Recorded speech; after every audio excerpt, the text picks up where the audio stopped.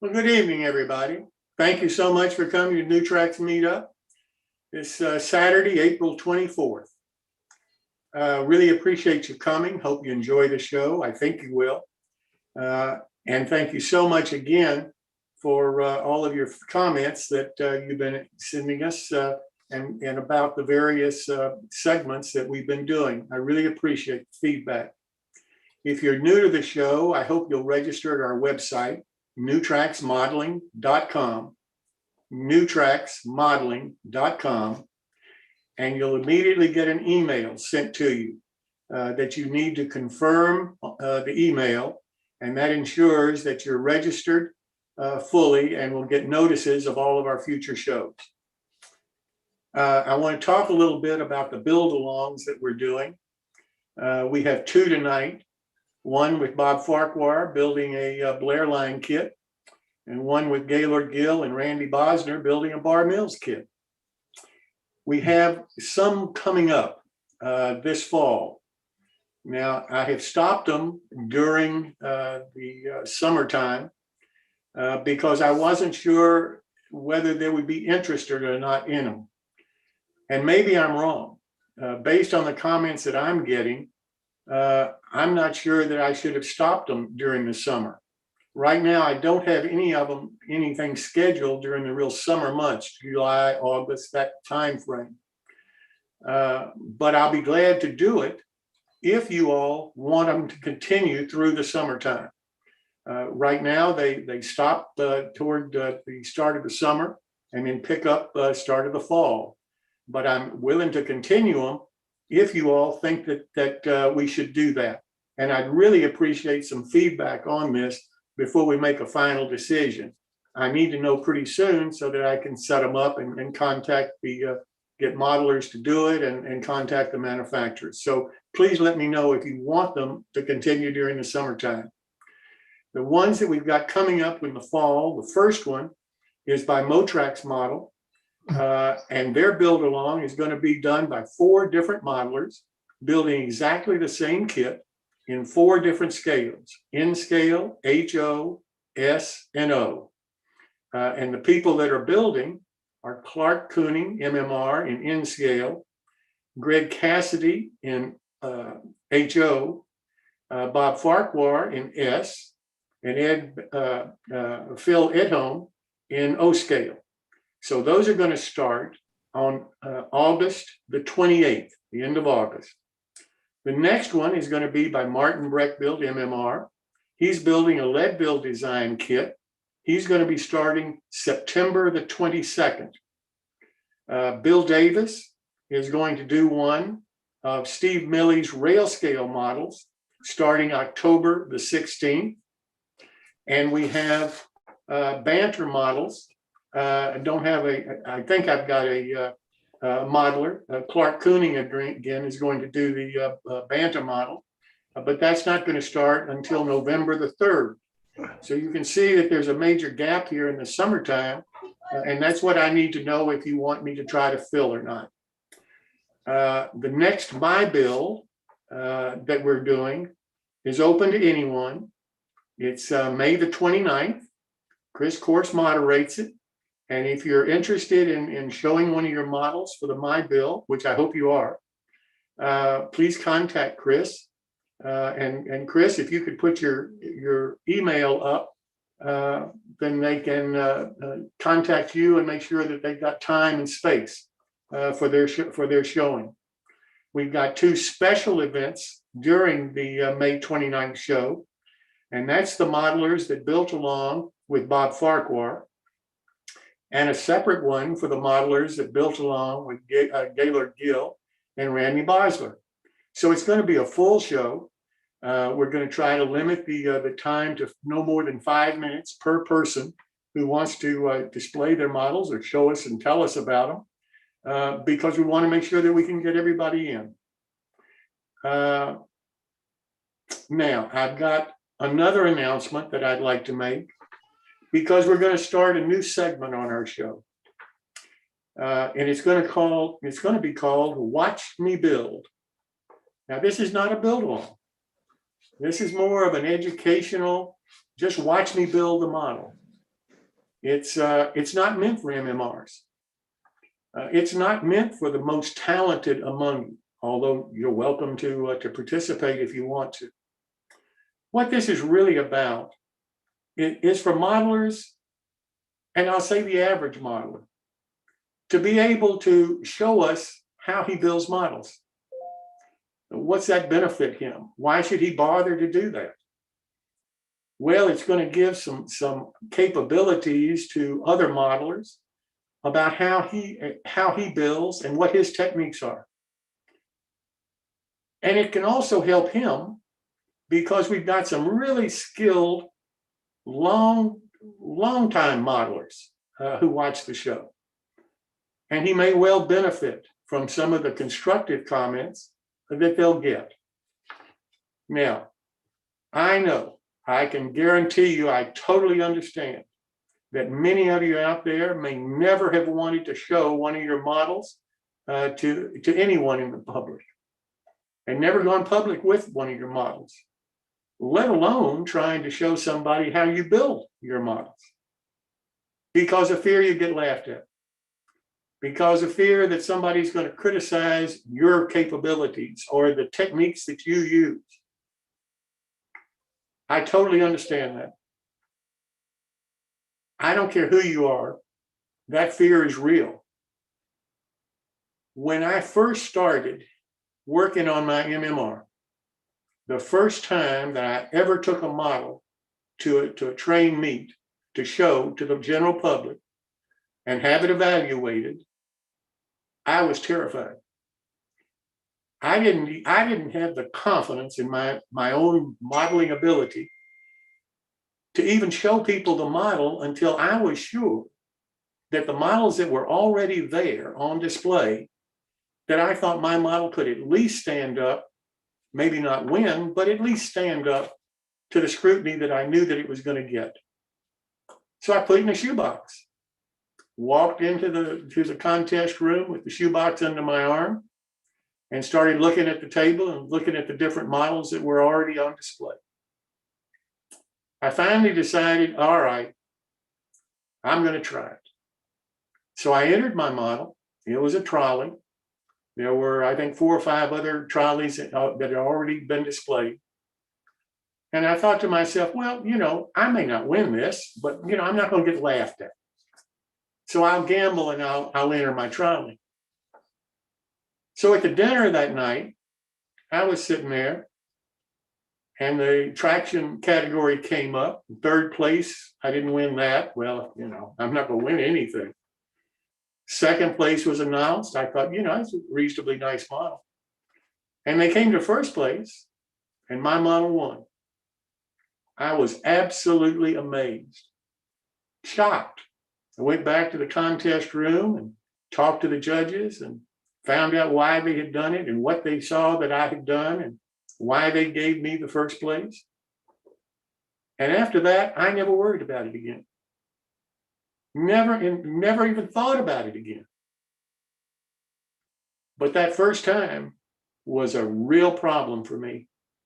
So all I can do is I can assure you that everybody that's watching this show has had that same fear, and they've either shown their model and overcome it, or shown their model and not worried about it anymore. I encourage you to at least think about doing it. You can pick any model you want to build. You can scratch build it. I would encourage the people that like to scratch build to scratch build models.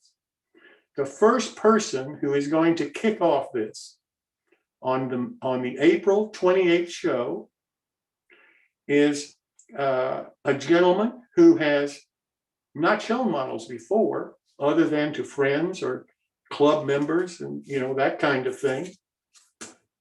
His name is John Frankfurter. John, would you like to make some comments?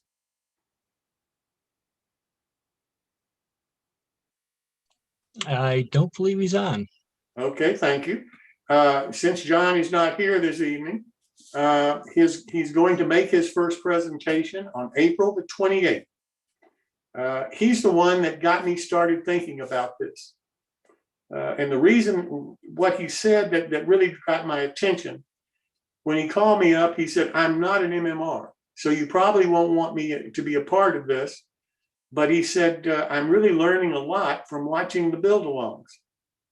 And I build, I'm an S-scale modeler, and I scratch build because the things that I want to build for my model railroad, I haven't found kits for. So I have scratch build. And people that I have talked to about this, they say that my scratch building is not that bad. So I'd like to try to do a show about how I build my scratch build models. And I thought, that's exactly the kind of modeler that the show was originally designed to appeal to. Because what we're trying to do is get more modeling done by more modelers. And if a person who is not an MMR, who may never have shown anybody their models before, would like to come on and go through, watch me build my model, ask me questions if you want to, give me constructive comments if you want to. I'd like to see if we can get this off the ground. So John is the first one. He's the guinea pig, the same as Greg Cassidy was the guinea pig for the build-alongs originally. Well, John is the guinea pig for Watch Me Build. And it'll start the next meeting on April 28th. So I hope you'll attend. If you'd like to participate, Ed, if you could put my email up on the chat, I'd appreciate it. Please send me an email. Let me know. I don't care what the model is. I don't care if you'd like to just come on and talk about how you are building it. And if you've got issues, you've got questions, whatever, well, let's talk about those. This is for Watch Me Build. That's what this is all about. It's not for MMRs. It's for non-MMRs. It's for people who may never have really shown or thought about showing what they can do and what their modeling expertise is. I guarantee you'll help other modelers. I guarantee you will. If nothing else, they may not follow your techniques, but they'll gain confidence in showing their own models and maybe even in trying to build a model. So it won't be a waste of your time. You will gain from it, and you may well learn something from the constructive comments that you definitely will get. So please send me an email. Please let me know you want to participate. Now I'd like to turn, after all of that, I'd like to turn to Paul Thompson for his quick tips of the evening. Paul, welcome. Great, thank you, Jim. I'm just going to turn me off so things go a little smoother and get my screen up here if I can. Okay. What we're looking at here, guys, is an automotive tire gauge. And that's like for the thing in your driveway, measuring the tires. And you're probably asking, well, what is he doing with this? Well, the nice little part of this is the little plunger in the middle, which goes up and down, also has a recording in usually 1/30 seconds or some other known quantity. And what I found was this was a nifty little gadget for measuring and recording depth gauge. And I'm showing this right here on a brass diesel shell that I was working on, and I needed to know what the room was between the shell and the floor. And I couldn't get a ruler in there to get a measurement because they had these side sills on there. So I thought, okay, I needed something. At this point, I didn't have my micrometer or any other caliper that was handy. And this basically gave me a measurement, as you can see, that I could put down and record. The nice thing about this is it is friction held so that when you take it out, it doesn't move, it doesn't flop around. So now you've got an accurate measurement that you can take somewhere else or whatever. This is very handy also if you have one of these in your pocket and you need to measure any depths or anything on in the hobby shop or anywhere else on your railroad. It's a handy little gadget to have because it gives you a record that will not move until you take it to a ruler. And basically, guys, that's my tip for the night. A little bit off the wall, but the other handy thing is these things are dirt cheap. You can get them at any automotive store. And next time you change your tires, they might even give you one. But that's my tip for the night. Thanks, guys. I love the dirt cheap part. We all do. So let me wait just a few seconds here to make Darren's life easy. Now I'd like to turn to Bob Farquhar for his build along of the Blair Line kit, part 2. Bob, thank you. Okay, guys. There we go. So last week, oops, we're on here. So last week, Jim Keller asked a good question, was why would I want to do something with the what's a stain, like I'll call it an ink stain. And I never really thought about it before, because I know what I want to do in a particular building, how I wanted to come out weathered wise and so on. And so I put some ideas together, and this is just general. I'm going to choose when I'm going to paint a structure or stain it. So painting is like structures that are fairly new, well maintained, even if it's really old, but well maintained. You add a little bit of weathering if you need to. Heavy weathering is a bit harder to do. Now, plaster structures like Clark Cooney was doing with the downtown deco pretty much need a paint wash or paint, and plastic and resin kits the same way. Now, stains, if you want to do a poorly maintained building or it's really old, you know, the paint is washing off, or it's faded, or even peeling paint, for example, use the stain for the background. I'll call it the ink stain. So here's some examples. This is a plaster building here, pretty much done with paint. This is a ITLA kit, hotel, so it wouldn't be run down like that. This one here is light, like a really little bit of light weathering with a brass bristle brush to get like a fading paint a bit. And this one here is this plastic structure, the siding in here, so you have to use regular paint. And these are examples for stains. This is for like a little bit of green to put on into here as well.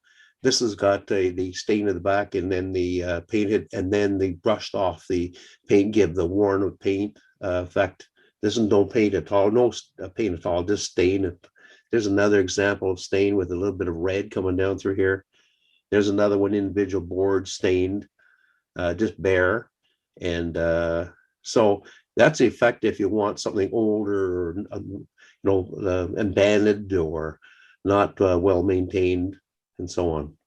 So there's an example of staining the background, or staining the board first, and then painting it over, and then using a brass bristle brush to take the paint away. So this gives an effect of like a fading paint. And this, like, basically when you build this way, it's pretty much weathered when you're finished. You don't have to do any more weathering to it. So this is a picture showed last week for the one option. The options are paint or stain. In this example, I'm going to use paint. So I spray paint with a primer gray, both sides, and you paint in the back first, flip it over and paint in the front. Make sure the edges are also painted. The idea of that is prevent warping. This piece here goes to the back of this front wall. So that's a support piece for this, and also leaves room for the windows. So you can see that later on. And that really does not need to be painted, but I did it anywhere, you know. And this is for the base, this part in here. So just use a brush, painted all this. And then I want to do a little bit of light weathering on it. So I use the bristle brush again. And you can see the weathering effect in here, a little bit of fading paint at the back of the building. You have that more in the back and you in the front. A little bit of light brushing in through here, and a little bit done on these side walls in here as well. And these support pieces for the front porch roof are just left as is painted. And there's an example of painting the windows and doors. The fret that's for the windows, doors, and the trim pieces are all painted on. This is still in the fret. So this is painted the base, the concrete base. I left this part in the base. You can cut it out if you want to, for some reason, but wiring through, we're going to do lighting interior, so on. I'm going to be talking about these post holes here later. There's 6 of them here. That's for the thicker styrene or piece of strip wood. And these are the porch roof supports along here. And you'll notice the offset here for the front wall.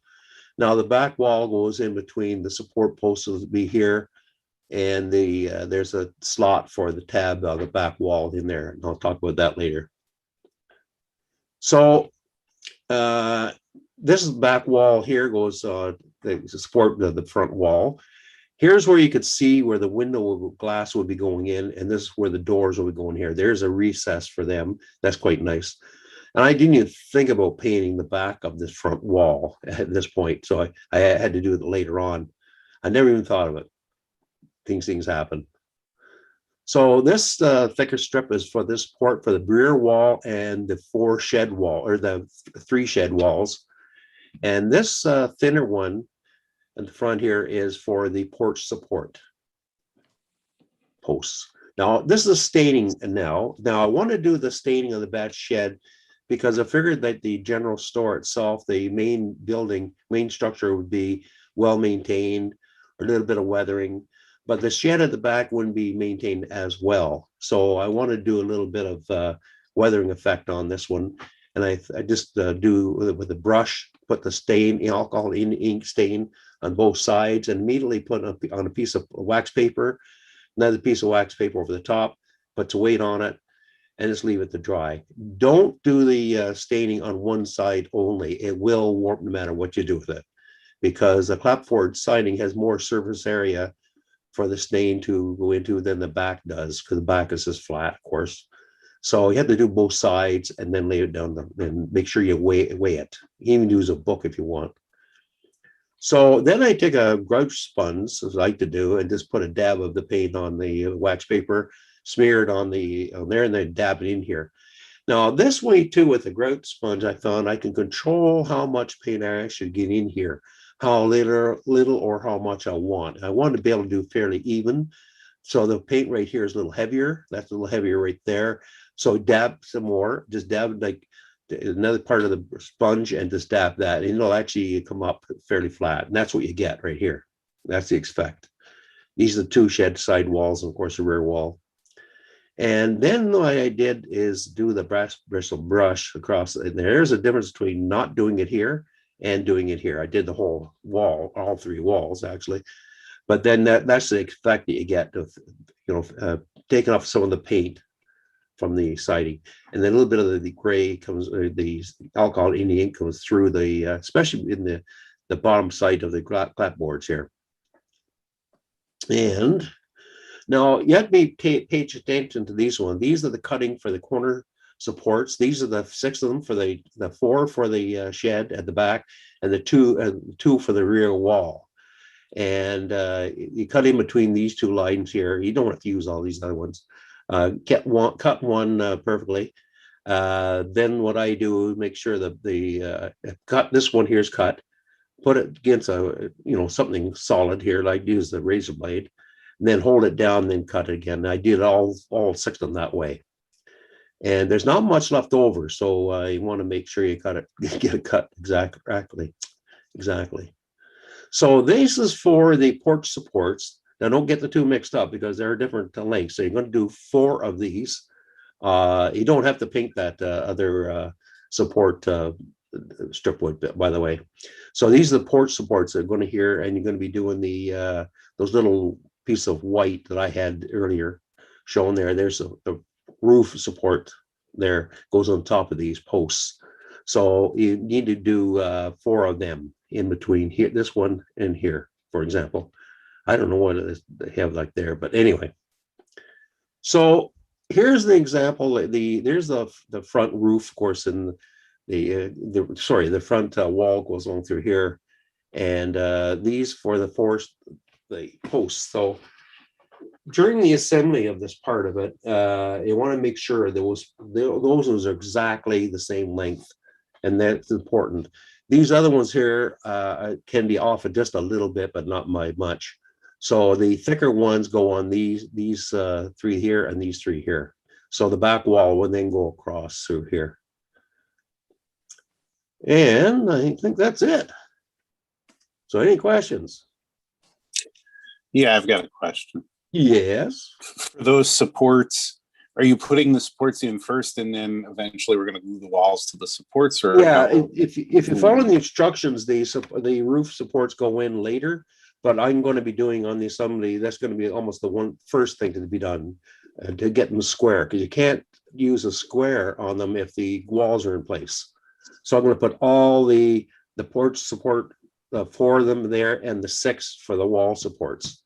I'm going to be doing all of them in the assembly part. Thank you. I got one. Yes. More of a comment than a question. Yes.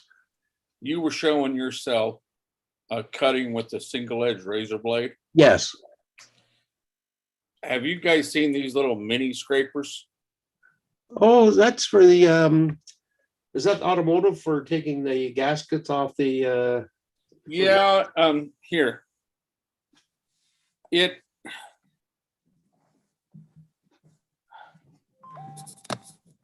just holds a single edge razor blade with a fat handle. 'Cause my fat fingers get in the way. Okay, okay. I'll take one out here. Good tip. Yeah, just that. Oh, gotcha. Yeah, I've seen those.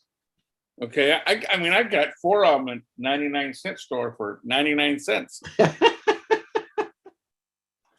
And I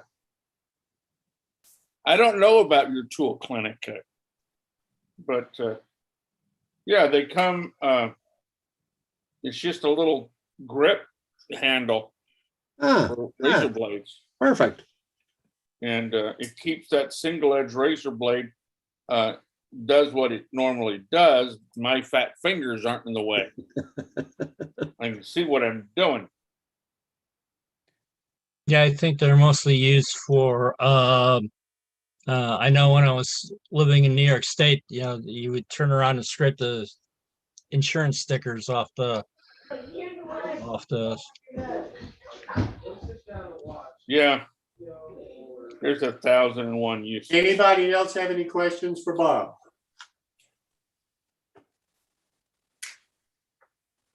Well, Bob, thank you so very much. Look forward to your next one. Okay, doke.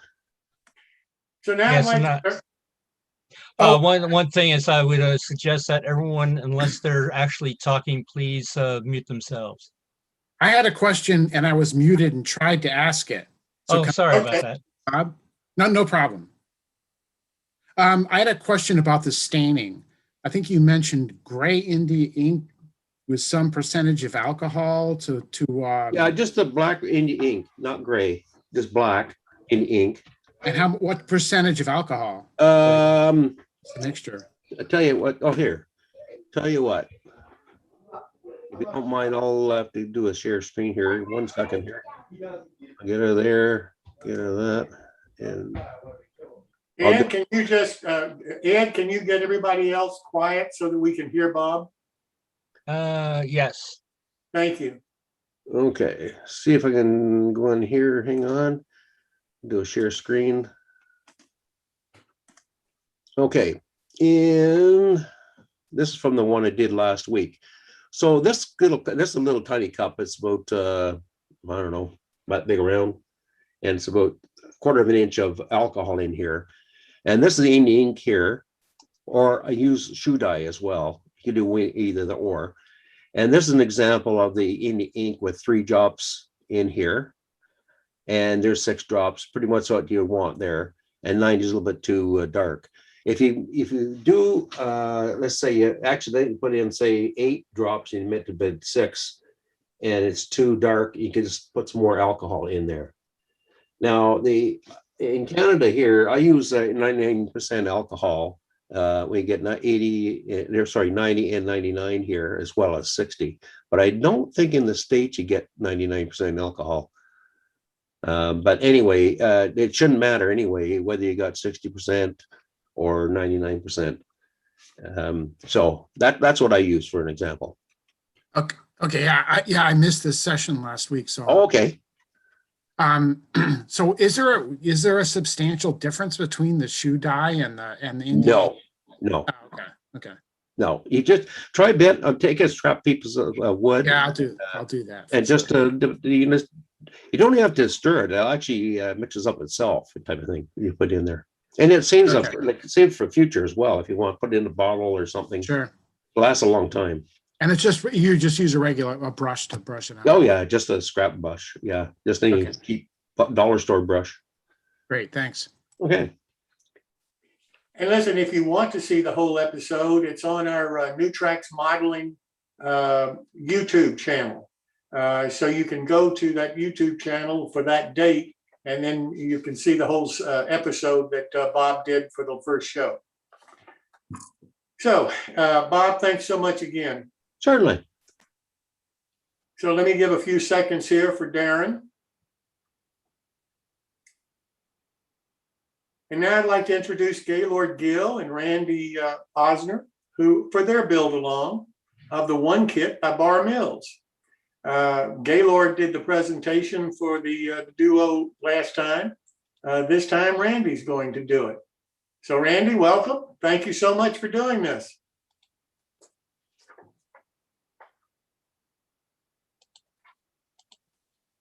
You're muted, Randy.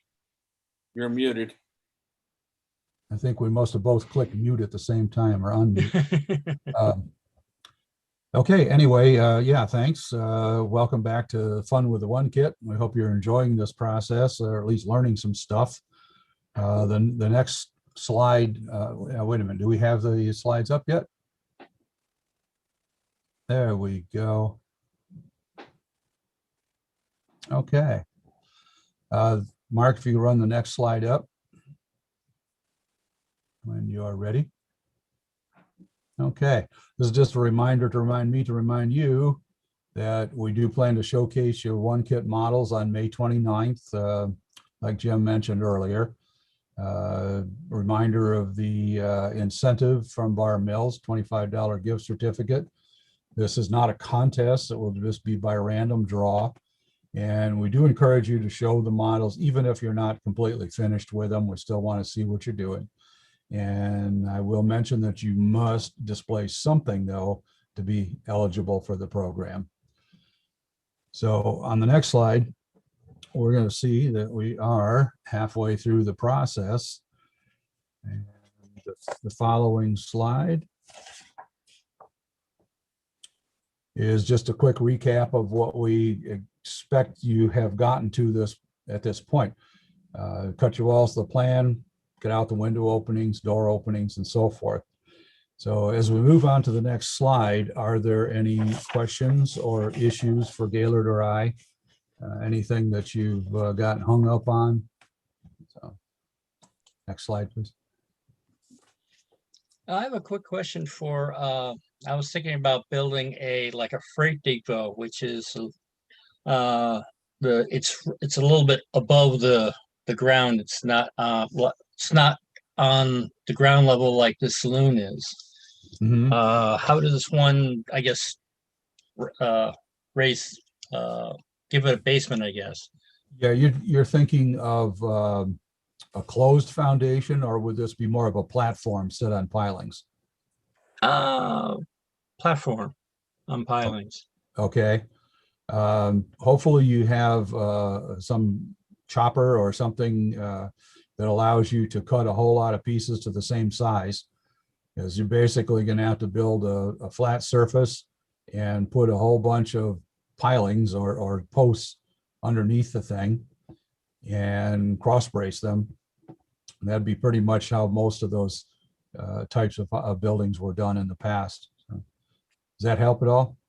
Yeah, I got a lot of chopsticks that I bought for cheap at one of the dollar stores. So there you go. You just have to make big chopsticks into short chopsticks. yes, thank you. Okay, hope that helped. Well, anyway, this is an illustration of what we hope to see from you guys at this point. This is from Jeff Junt, one of our S-scale builders. He sent these photos in. The saloon is his prototype. He's drawn plans for it. He's cut the walls out and he's cut the window and door openings out. So that's where we want to be. So on the next slide, we'll quick overview of what we're supposed to do tonight. We're going to talk about adding the interior bracing, breaking some sub-assemblies up and pre-painting them. Then we'll glue some walls together. We'll actually raise some walls, make it start to look like a building. And once you complete all your walls, then you're going to need a foundation. So we'll talk about that. And then just a quick mention of some interior walls that might be valuable to you. Of course, you can alter the order of these steps to suit yourself. But let's move on to actually placing some bracing. Rough rule of thumb with basswood sheet, brace it about every 3 inches or so to keep it from warping when you do your finishing work. You can see from the pictures there, particularly the one on the right and the left, that you want to brace it both vertically and horizontally. The most critical bracing on basswood sheets is always going to be across the grain, which in this case is vertically. It's just simple logic that this stuff is going to want to curl up when you get it anywhere near water. But you want to use some judgment on the placement of the bracing. If you're the sheets are not scale dependent. 3 inches is 3 inches regardless of the scale. But if you're doing an end scale building, for example, maybe your whole wall is less than 3 inches long. So just brace around the edges and call it a day. So, but I will say that I don't think you can add too much bracing. Nobody's ever come to me and said, gee, I wish I hadn't put so much bracing on that building. So let's slide on to the next picture. This is the bracing that I've chosen to do on the example building that I'm doing. On the upper right, you'll see one piece just laying there that has some red stripes on it. That's because after this photo was done, I added some additional bracing that's related to the method of corner attachment that we came up with.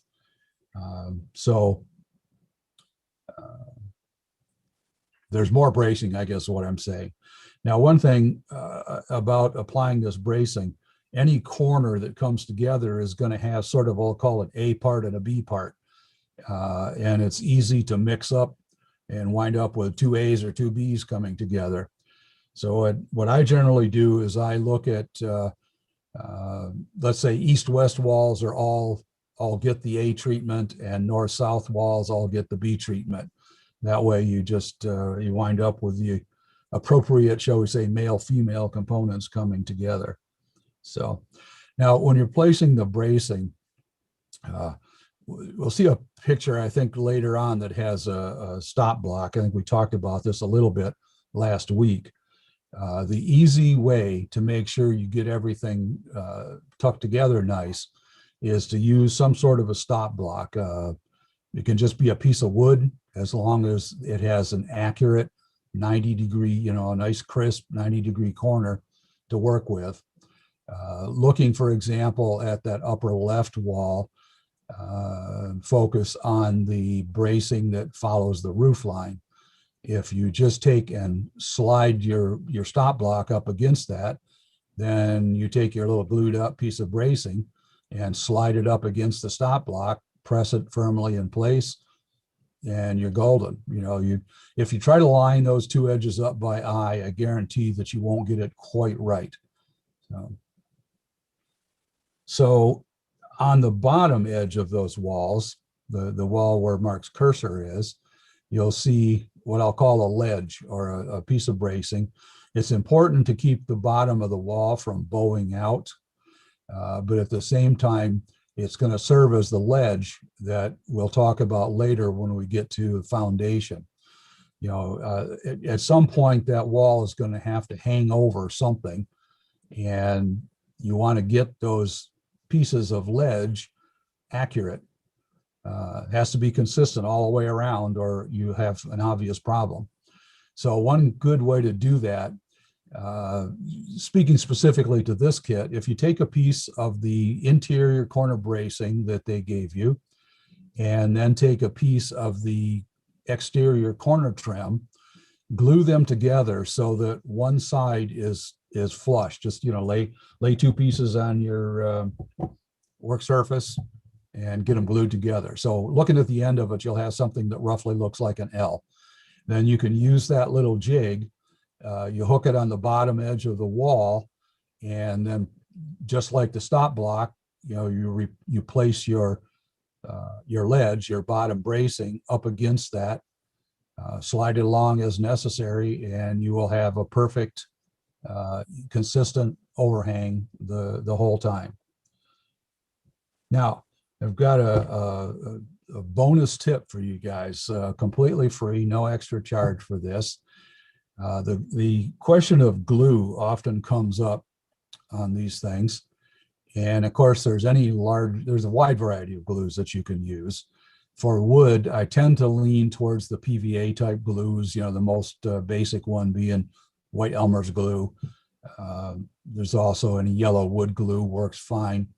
But I've come across a product, at least it's new to me. I've used Aleene's glue, ALLENE', for years. It's a real good glue for almost any purpose, good general purpose thing.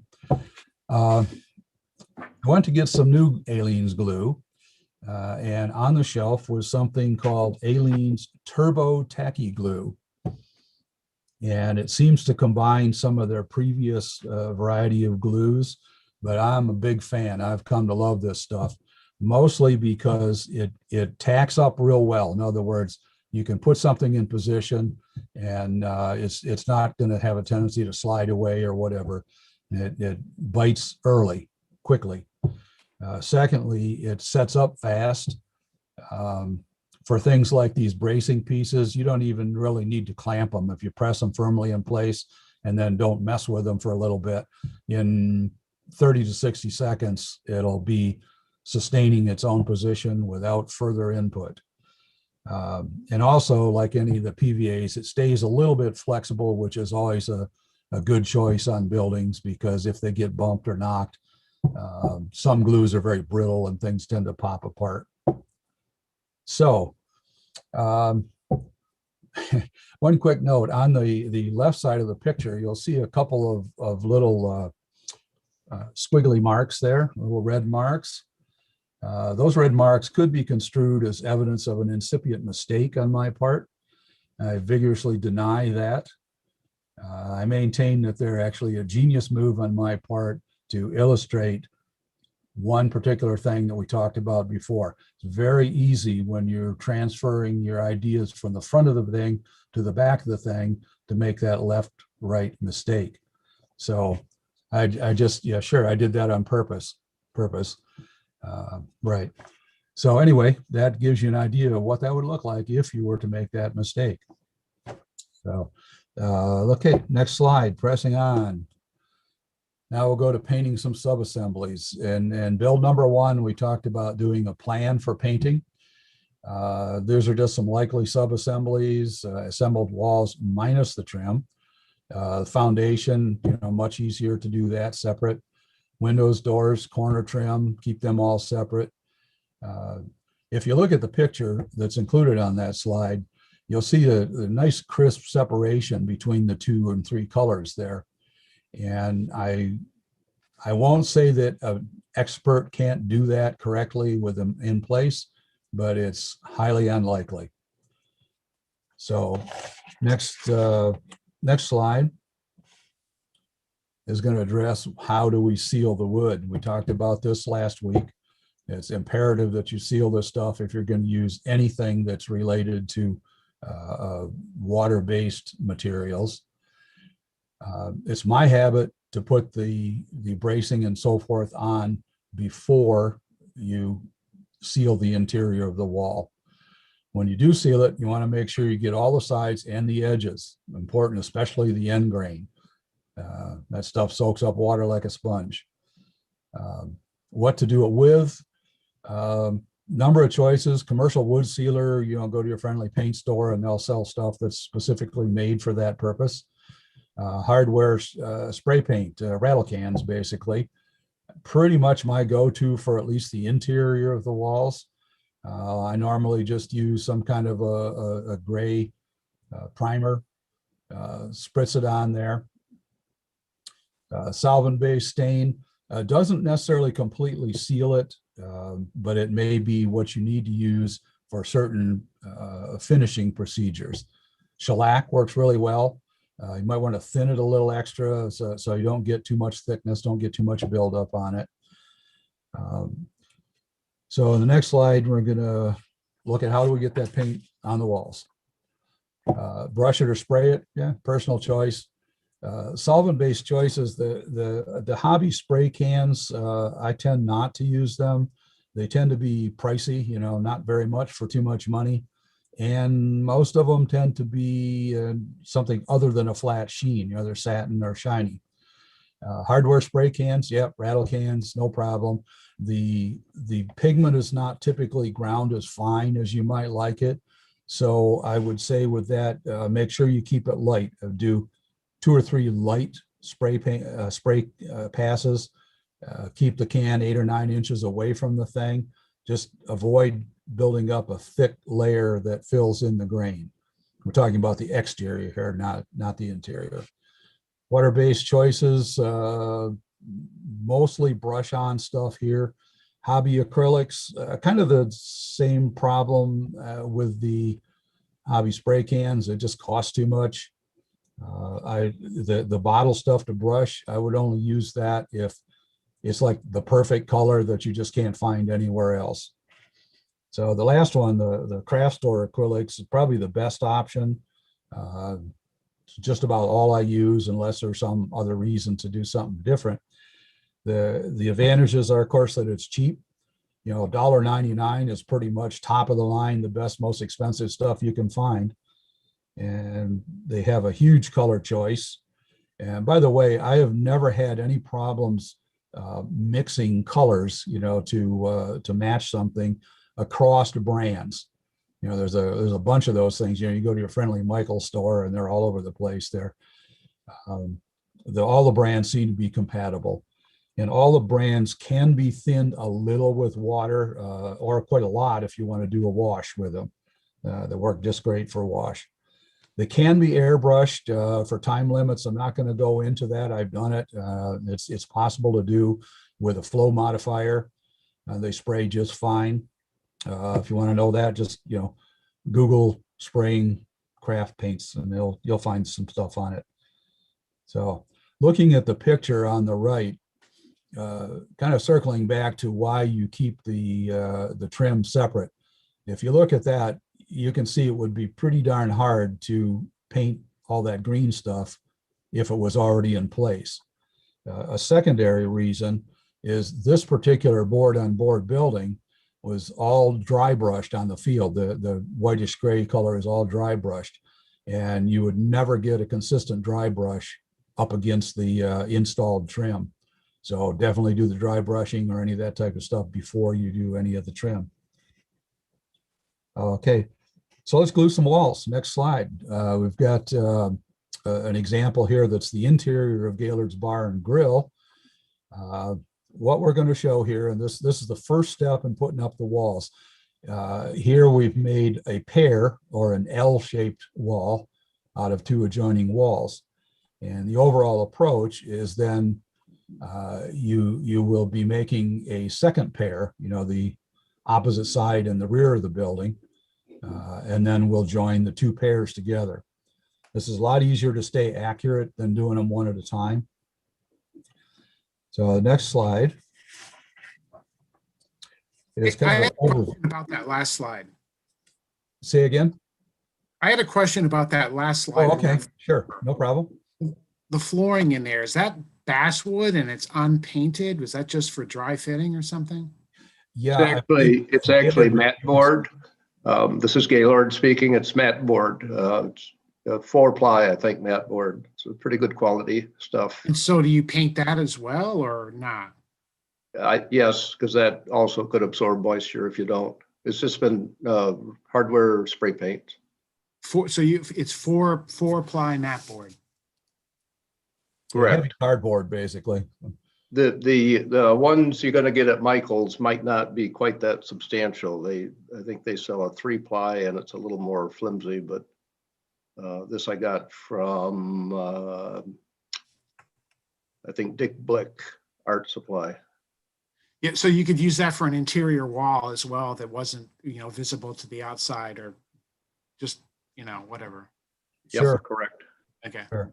Great. Yeah, I mean, you can really use those, call it poster board, mat board, Strathmore, presentation board. It's all pretty much the same thing. I use it all the time. In fact, you're looking at a couple pieces of it in this picture.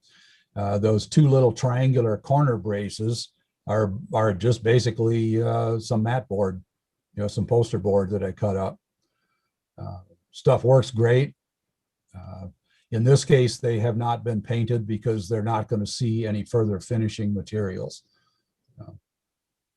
But anyway, does that answer your question adequately? I don't want to skip away here. No, it did, but seeing these this new bracing, the triangular bracing, I'm kind of wondering. Yeah, I'm hoping you're going to describe the purpose of that and stuff. I'm doing O-gauge, so I think I need more bracing. Yeah. maybe. No, we will revisit that later. This is intended just to be sort of an overview to see how all these things come together. Now, in the case of a rectangular building, which probably most people would be building, we're just going to have two pairs in this picture. The pair that we're going to make first would be the right side wall and the front wall nearest you. And then we would make a back wall and a left side wall. I've kind of messed that up here by having a different shape. So in my case, I have 3 pairs when this goes together. The short pair in the lower left corner will be the next piece that'll go together. And then the left wall where the cursor is and the back wall will be the third pair that'll close the perimeter of the building. Quick question about the ceiling. What do you seal first, the front or the back? Generally, I do the back first.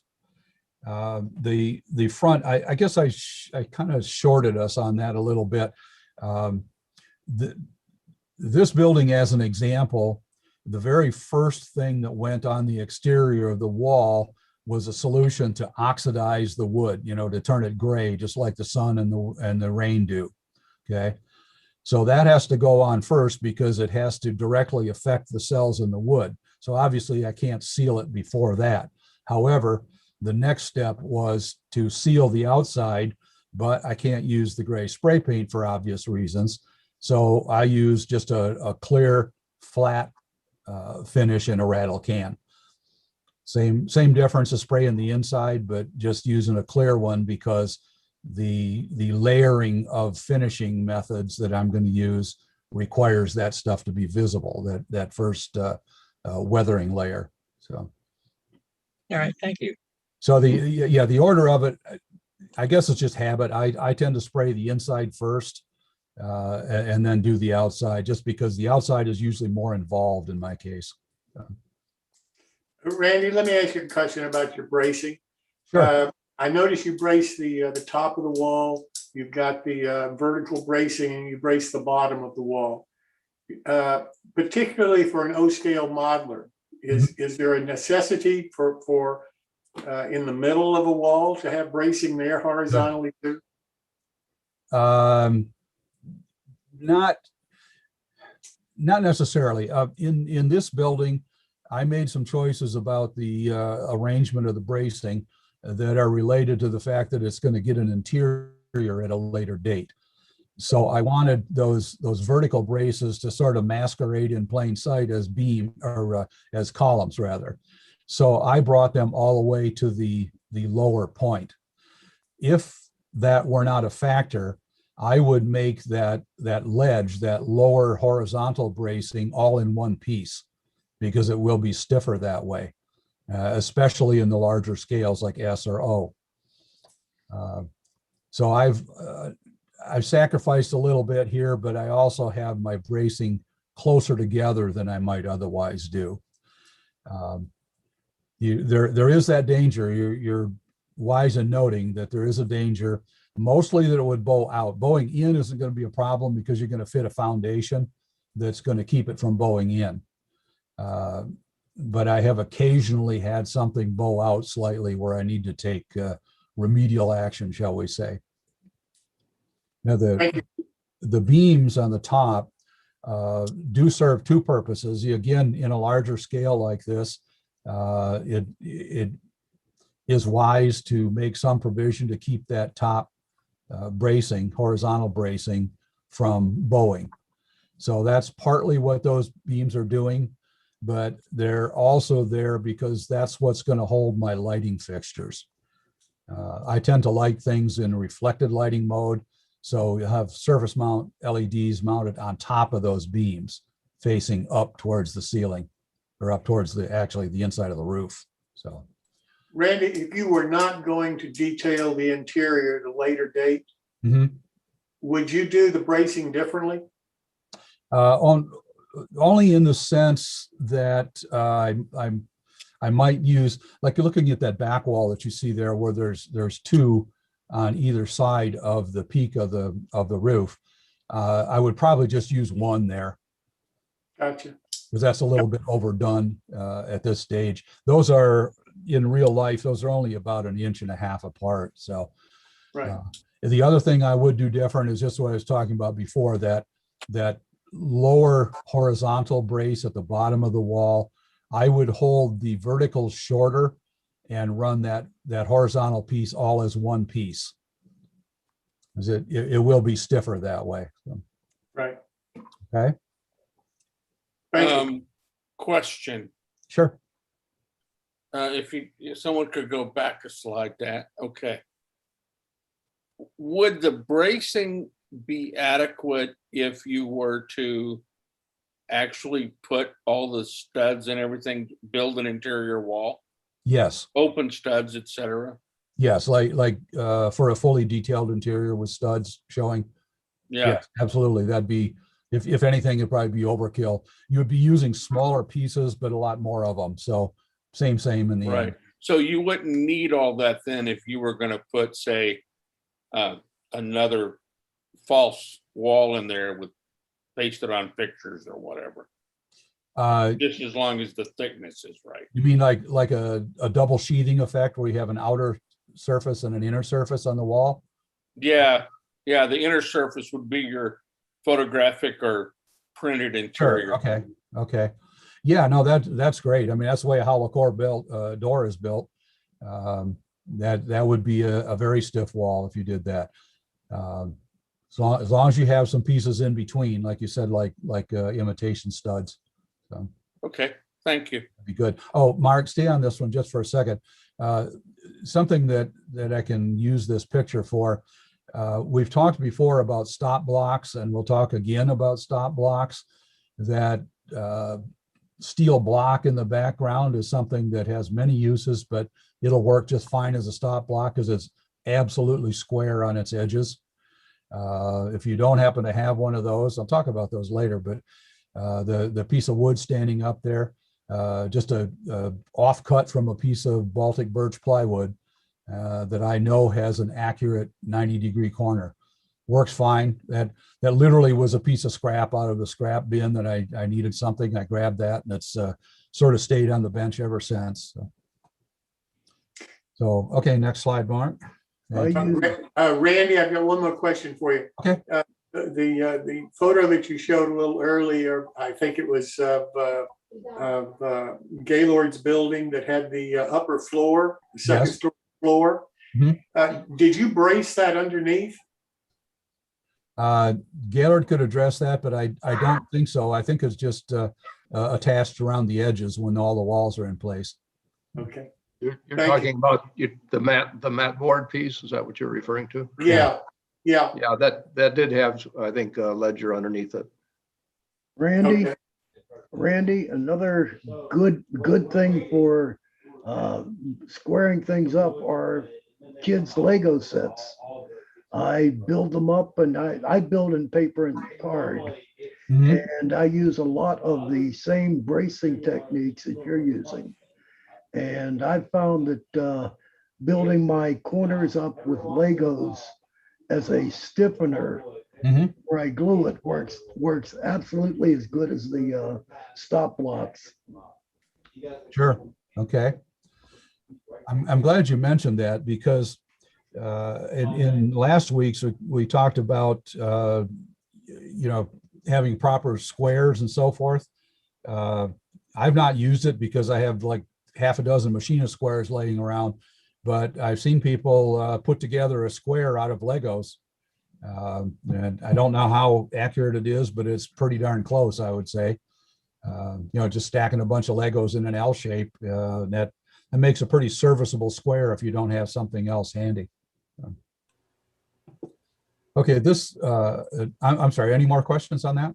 I was just going to say, in my tool clinic, that's Okay. exactly what I show is some Lego and for making molds. So when we get to that, we'll be able to do that. But Oh, sure. Yeah, like a frame for a mold. I get that. Have you ever taken a fine square and checked the Legos for accuracy?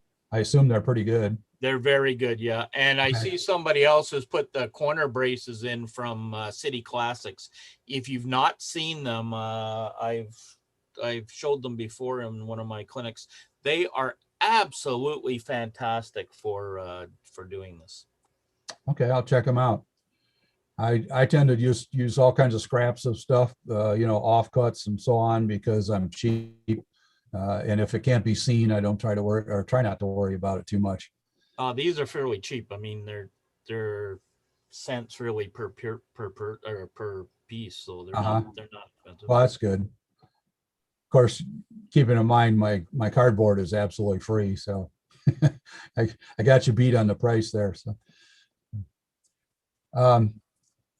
you've seen this picture before last week. Just a quick overview of how the walls come together. I think one thing that's probably important to note here is how critical the alignment of these corners is. If you look at that beautiful chartreuse corner trim down there, you'll see that it has a very small reveal where it stands proud of the wall. It's a very narrow strip, and the human eye is very, very good at finding inaccuracies where two lines are not parallel to each other. So it's going to make a big difference in the appearance of your building if you can keep that straight. Now, the good news is that we worked up a method to make that pretty much a surefire deal. So we'll get to that shortly. Okay. All right. When you're putting the corner bracing on the walls that get it, or for that matter, intermediate bracing, just keep in mind that those may have to stop short of the horizontal bracing down below, and you have to allow for the fact that there's going to be some kind of an overlap related to the foundation connection. We'll touch back on that a little bit later. Okay, this is the same photo. All we've done here is put some reference marks on here. So we have wall A and wall B. And the next one, we're going to look at the making the first half of a corner on the next slide. Okay, we got wall A here. This is laid face down, flat on your work surface, which you assume to be a nice, flat, straight work surface. There's that olive drab stuff at the left is the stop block. You can see how, you press it up against the wall. Now you drop in the blue spacer. That's a piece of the corner bracing, but it does not get glued in. The brown part or dark brown part there, labeled alignment stop, the yellow line is where it gets glued. So that gets glued in just using the stop block and the spacer to align everything. That alignment stop, by the way, is approximately the same length as the blue corner brace. So in other words, it's going to go mostly the width of the wall. So on the next slide, we're going to look at the mating half of the corner. Again, our stop block shows up, again, laid flat on the work surface, face down on the wall, the walls face down. This time we put the corner brace in there with actual glue in place, keeping everything aligned, press it firmly. You really, depending on the glue you use, you might not even have to clamp it. Doesn't hurt to put a little weight on it or something, leave it for a little while. Okay, the next slide, we'll talk about making those two walls into one wall. This is the beginning of our L's that we're talking about before. The yellow line, again, is the glue surface. These walls now, by the way, you can stand these vertically so that they're sitting on the bottoms of the walls on your nice flat work surface. That keeps the bottoms of the walls aligned. Just when everything is clamped together, make sure you press down firmly on the two walls and double check that visually to make sure that both of those are fully in contact with your work surface. But other than that, wall A is just going to be pressed up snug against that alignment stop. So press it down. Any of these corners, remember, we have to clamp them or weight them or whatever in both directions. So the clamp that's illustrated, the black line, gives you clamping force in one direction. And you want to try and have some clamping force on the wall A to hold that down. Again, if you pass that glue, you may be able to just press it down firm and hold it there for a half a minute and it should stay where it belongs. Again, visually check all the alignments on this thing. Okay. So on the next slide, I'm going to talk about how do we make sure these things are square. Upper left corner is a commercial gluing jig. Looks like a neat idea. I've never used one. Again, I'm relatively cheap, and the jig does have some limitations in the ways that you can glue things together. Also, for those of us in larger scales, the jig isn't always big enough. Moving over to the right is an illustration similar to the earlier one of Gaylord's Bar and Grill, but it's just demonstrating that if you cut that upper floor accurately, then that is going to lock in that 90-degree corner. Here, I think it's apparent, but in case it's not, that is glued under those horizontal bracing materials. So just make sure it's pressed in, everything is square, clamp it, and it'll never get unsquare.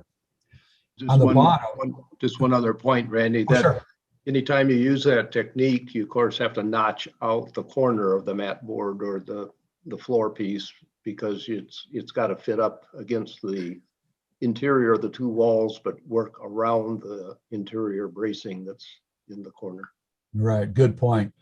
We'll actually see some evidence of that in one of the later slides when we do those little corner gussets. The bottom picture there, the device in there, I have 3 or 4 of those things. They're called angle plates. They are, again, it's something you'll find in a tool and die maker's kit. They're accurately machined on all of those non-painted surfaces. In this case, it's guaranteeing the angularity of that joint while it sets up. Okay. So next slide. Oh, hey, before we go there, you get another bonus tip here. We talked about the blocks you saw earlier with this kind of Swiss cheese look, have all the holes drilled in them. Those are really valuable for a lot of things. And much like these angle plates, those are all machined to within 0.3 of a thousandth of an inch of perpendicular and flat. So you can't get much more accurate than that. The angle plates, the one that you see in the picture is 2 inches by 2 inches by 2 inches. And I've had those for 40 years and I have no idea what they cost currently. But I can tell you the other blocks with the Swiss cheese, the 1, 2, 3 blocks are, well, they're 1 inch by 2 inch by 3 inch. If you have a machine tool supply type operation, You can walk in and they'll sell them to you. If you're big on buying American, it'll cost you about $130. If you don't mind the import ones, it'd be about 18 bucks for a pair of them. Very valuable things for a lot of uses. So there's a bonus tip. Actually, as long as if you have those, there's more 1, 2, 3 blocks on the left side there. If you have any of those metal blocks, another bonus tip is get yourself a few appropriately sized super magnets, neodymium magnets. Very, very strong. And if you're using a block like the one you see there bracing the wall up, the one on the right, you can use a magnet on the backside of the wall that'll do a very nice job of holding that wall in place. So okay, techniques for squaring the adjacent walls. We've kind of already touched on these 1, 2, 3 blocks. In this case, because there is wainscoting on the front of this wall, it creates some difficulties as to how to brace and glue this thing together. The left block is providing the clamping force down, to hold those together. The black clamp is clamping it in the other direction, but you can see there's no room to put a black clamp on the top edge of that wall. So the second 1, 2, 3 block on the backside is providing that clamping effect. These blocks weigh about 1.5 pounds or 2 pounds, so they tend to stay where you put them. They also really hurt if you drop them on your foot, so don't do that. And the upper right, here's back to the corner gussets. Now, the one laying on the work surface there is a better illustration of what Gaylord was talking about. You can see how it's notched out, to clear those corner braces. You want no contact, so make that notch slightly bigger than it needs to be. You want 0 contact at that point. The little piece of wood glued to it probably shows better on the upper one that's clamped in place. It's only there because I didn't have anything else to clamp it to, and just gluing the edge of that piece of poster board is not a very good glue joint. The right side, of course, is clamped up to the bottom of the top bracing, so that's a perfectly good glue joint. What you can't see is there's a little piece stuck underneath it, so the clamp is spreading the load over the whole joint. Okay. Then the bottom one is just a reminder, periodically check these things. When you've glued these and they're still fairly fresh, you can usually unclamp them and get a square in there and check it. You still then at that point have some ability to square these up. But those little corner gussets, they may be small, but they work great, because remember, their effect is being extended by the bracing that they're attached to. If you just press those, firmly into the corner before you put the clamps on, those things will give you an amazing amount of stiffness. I've literally built airplane wings that much of it's held together with little gussets of plywood like that. So the next slide.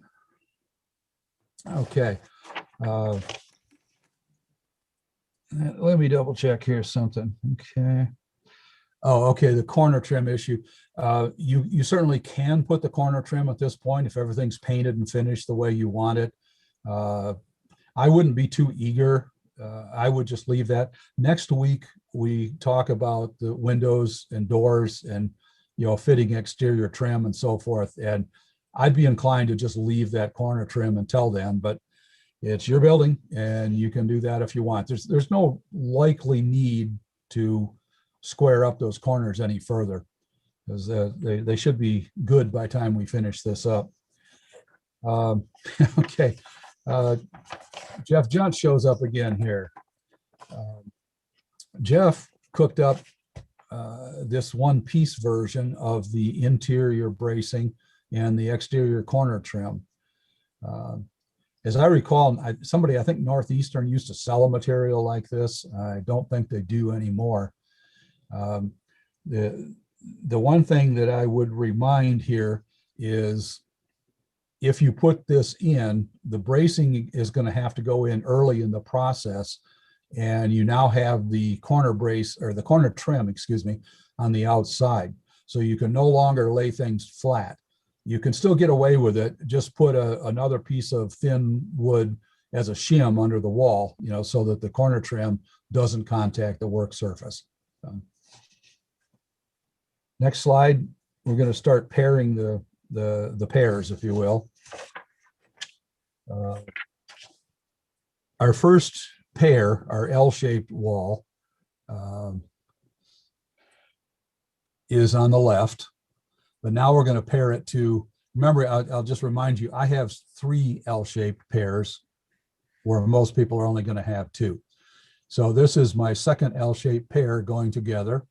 Nothing too mysterious about this.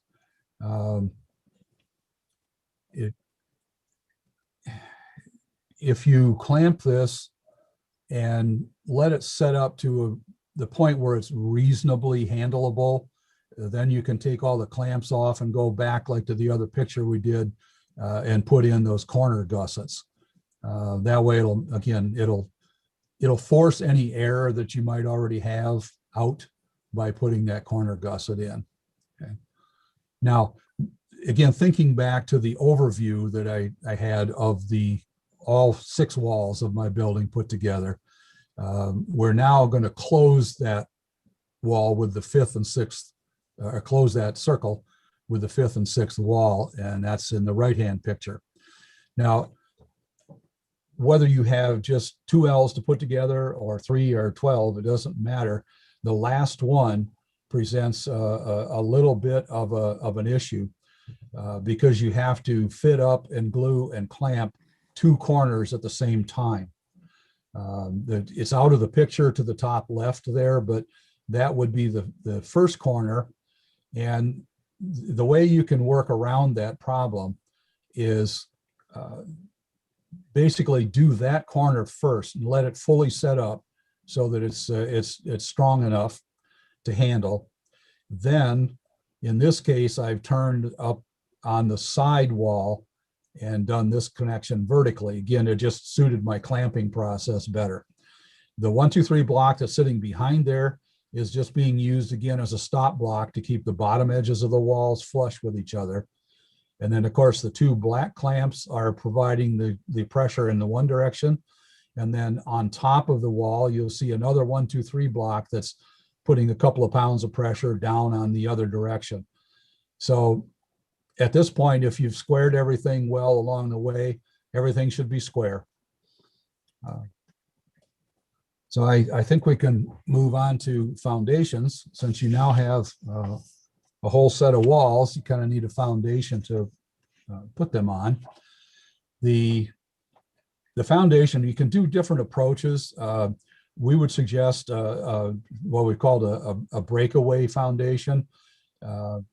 Several reasons for that. The foundation itself can be permanently put on the layout that way, and then you can scenic up to it, and you won't ever have the issue of the thing looking like it's sitting on top of the ground. This also allows good access for later detailing or putting lighting in. Less damage if somebody bumps into it. Also easier to fix if somebody does damage it. But you still want the whole thing to be anchored to the ground, or I'm sorry, the whole thing to be anchored to the foundation. So you don't see any gaps or light leaks or what have you.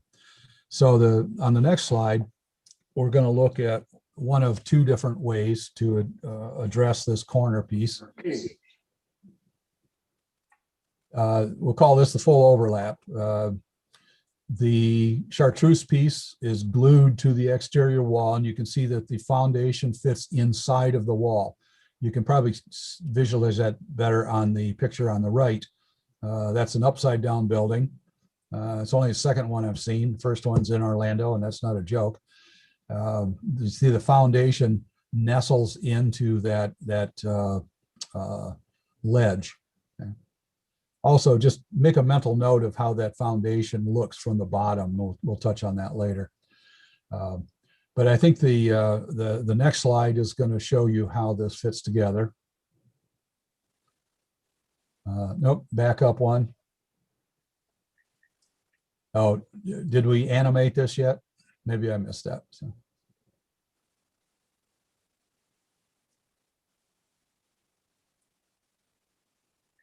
Okay, well, Mark, you're toggling the wrong. there we go. Look at that. Super. Okay, so bring a little joy into my life. Um, there's pros and cons to this method. Probably the biggest con is that the thickness of the wall extends out over the foundation. This is less of a problem in larger scales, but even in S, that 1/16 of an inch thick wall represents a 4-inch overhang. This is probably not the best method for the smaller scales. In my case, the edge of the foundation is going to get a brick overlay that'll eat up some of that, but the smaller ones, that sort of overhanging wall may be a problem. So I'll look at a second method. There we go. Here the wall sits on the foundation, obviously. You can control the extension out over the foundation. The second type reduces that projection. It does require a wall ledge, the lower chartreuse piece. If you look at the picture on the right, you'll see how that has to be applied to the top of the foundation. So it's not doing anything other than just keeping the building in the proper alignment. So is there any disadvantage to this? Well, it does require the ledge to be positioned higher, meaning that there's more of that wall structure that's unsupported. So you'll want to be careful about your ceiling, because that's going to want to tend to curl probably out in the case of the siding we're doing now. Okay. So go ahead. But how is that foundation piece in the picture on the right? Is that attached to the layout, or is that movable too? Well, that's an incomplete foundation. There'll be more underneath it. That's just the top layer, I would say, the floor surface, if you will, that you're seeing now. Okay. It is actually the only part of the foundation, because I had this particular structure was embedded in some cinders, so I was able to, work the cinders right up to it. Okay. It could stand to be that shallow. Okay, great. Yeah, so I'm trying to do a wharf. So I'm going to have 3 buildings on a wharf. So I've got to have the whatever the flooring is on the wharf itself. Yeah, you don't want to see any foundation, right? Right. Right. Exactly. Okay, my suggestion would be, again, referencing the picture on the right, do exactly what Gaylor did on that one, except position those locating pieces flush with the outside of that styrene sheet. Right. Okay, and obviously you have to size it, to fit your building, but that way the inside of the building wall surfaces can fit right over the styrene sheet, as well as the locating pieces. So that's a sheet of styrene there. What kind of thickness? Again, Gaylord may address, I don't know if it's I'm assuming styrene, it may be just mat board, but Gaylord? It is styrene, and I was, unfortunately, I didn't have a wooden example to show here, but it is, it's 60 thousandths. Again, that's 4 inches thick in S scale. I think for your wharf application, all you need to do is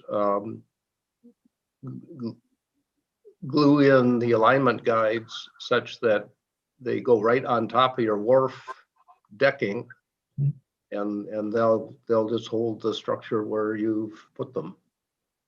Yeah. Good point. That would work great.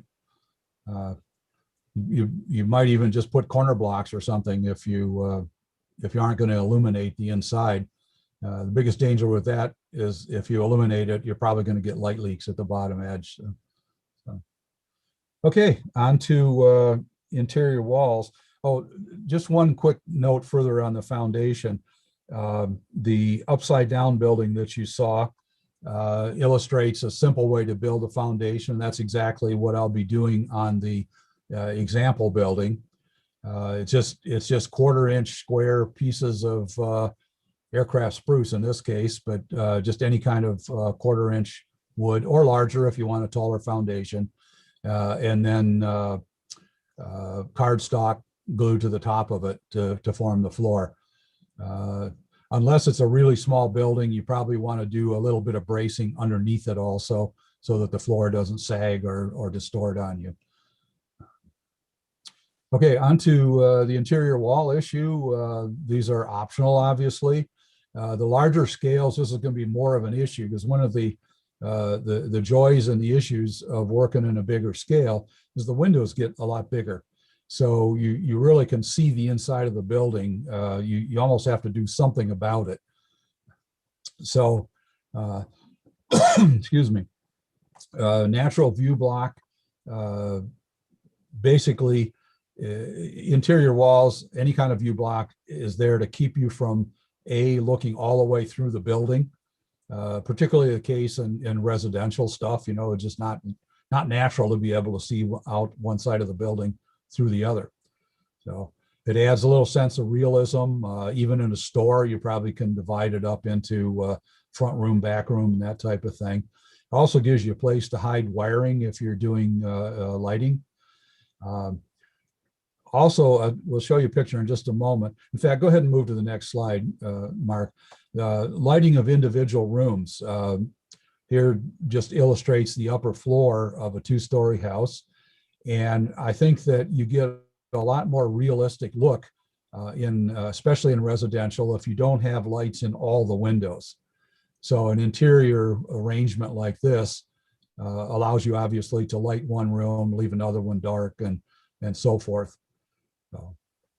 So next slide. This is basically where we hope you will be after this session. By the time we show up next weekend, you should have something that vaguely looks like this, probably minus the windows and the corner trim. I'm a little ahead of that, but I have to stay ahead of you guys too. So that's the way the photo is. But probably exterior finished walls if you can. Everything upright, square, looking good. So your assignment for next time is to paint those sub-assemblies, erect some walls, and create a foundation.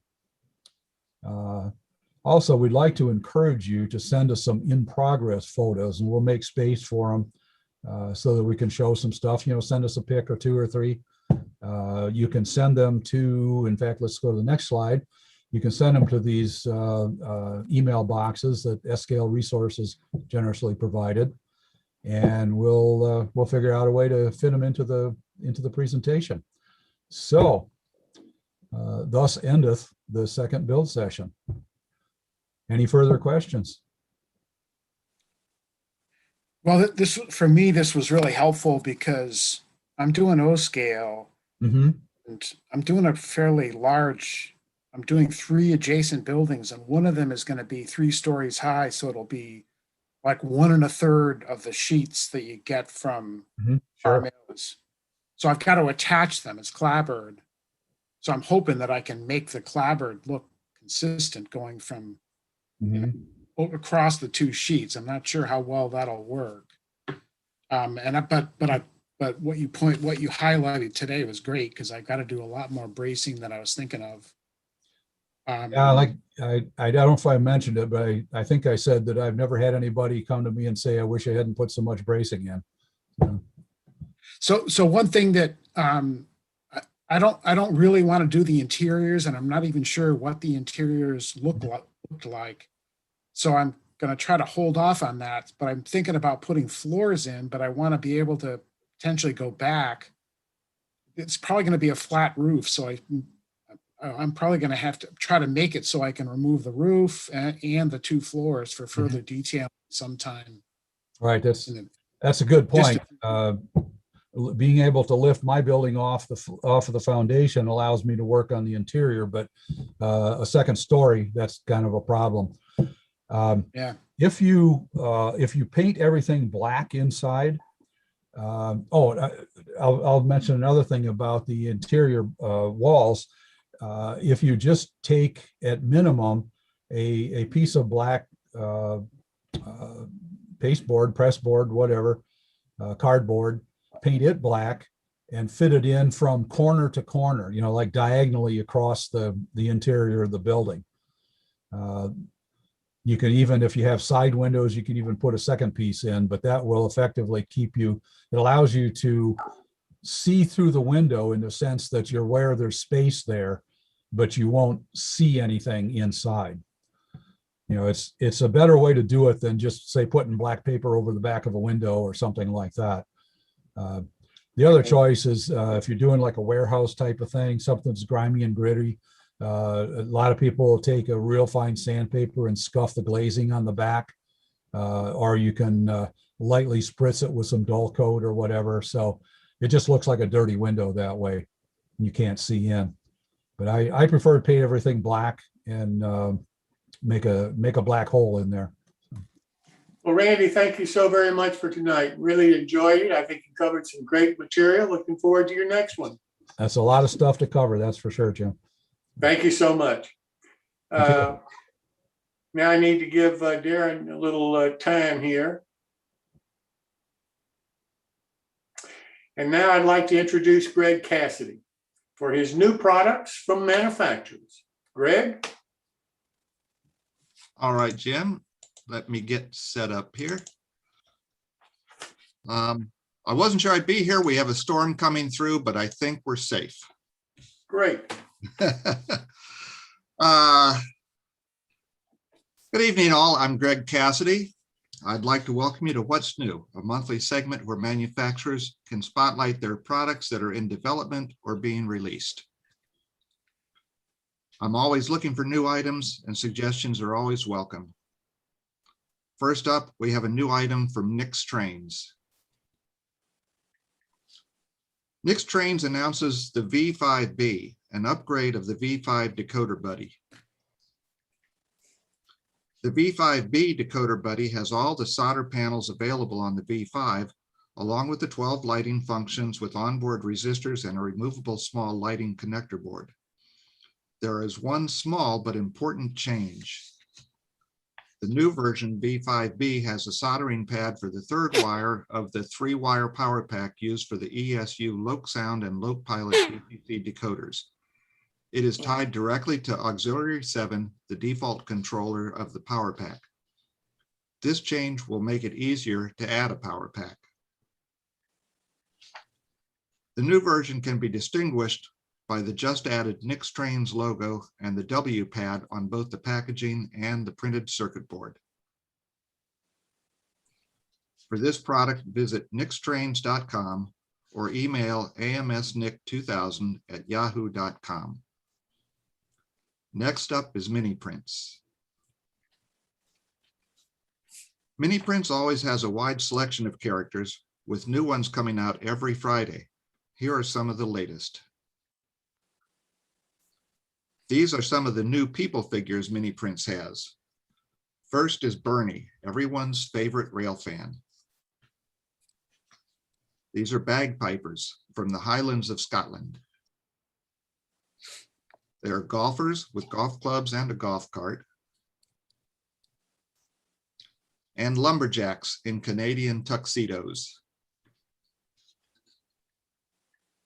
We have boating figures, and the boat is available too. Detectorists, I wonder what they're looking for. A plague doctor, I think I saw him from my lumbago. And skateboarders, radical dude. And here are some of the new animal and object figures. These are hunters with gun dogs. The Rabbit Fight Club, ouch. Mountain goats, bah. and a canoe with paddles. Here are wolves, the children of the night. Bighorn sheep, kaboom. An ATV with a rider. And last is the bear. This cross between a bear and a deer has been sighted hanging out with Bigfoot, who is also available from mini prints. All mini print items are available in HO, S, and O scale, and a number of them are also in N scale, such as the wolf, bighorn sheep, and mountain goats. They also have a mini prints of the month club that offers a variety of savings and extras. Contact Miniprints at miniprints.ca or email them at bernard@miniprints.ca. Next, we have Evan Designs. Evan Designs has a couple new products worth looking at. Add a beautiful pendant lamp to your diorama or layout. A pendant light, sometimes called a drop or suspender lamp, is a light fixture that hangs from the ceiling, often suspended by a metal rod. Our pendant lamp has a metal shaft and a metal shade, which help to direct the light down onto your desired setting. The shade is not fixed, so you can set it to the exact angle you like and then fix it with a small amount of glue. The small pendant lamp has a 19mm long shaft and a 5.5mm diameter shade. The lamp has our nice bright chip size LED already added. The large pendant lamp has a 44mm long shaft and an 11mm diameter metal shade. This lamp has our bright Deca size LED already added.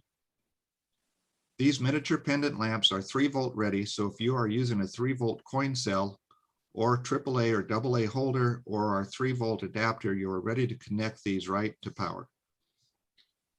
For 7 to 19-volt use, we have included our rectifier unit, which has a resistor and bridge rectifier. You can connect the resistor unit after you install the lamp. We ship the resistor unit separately. How about a flickering LED?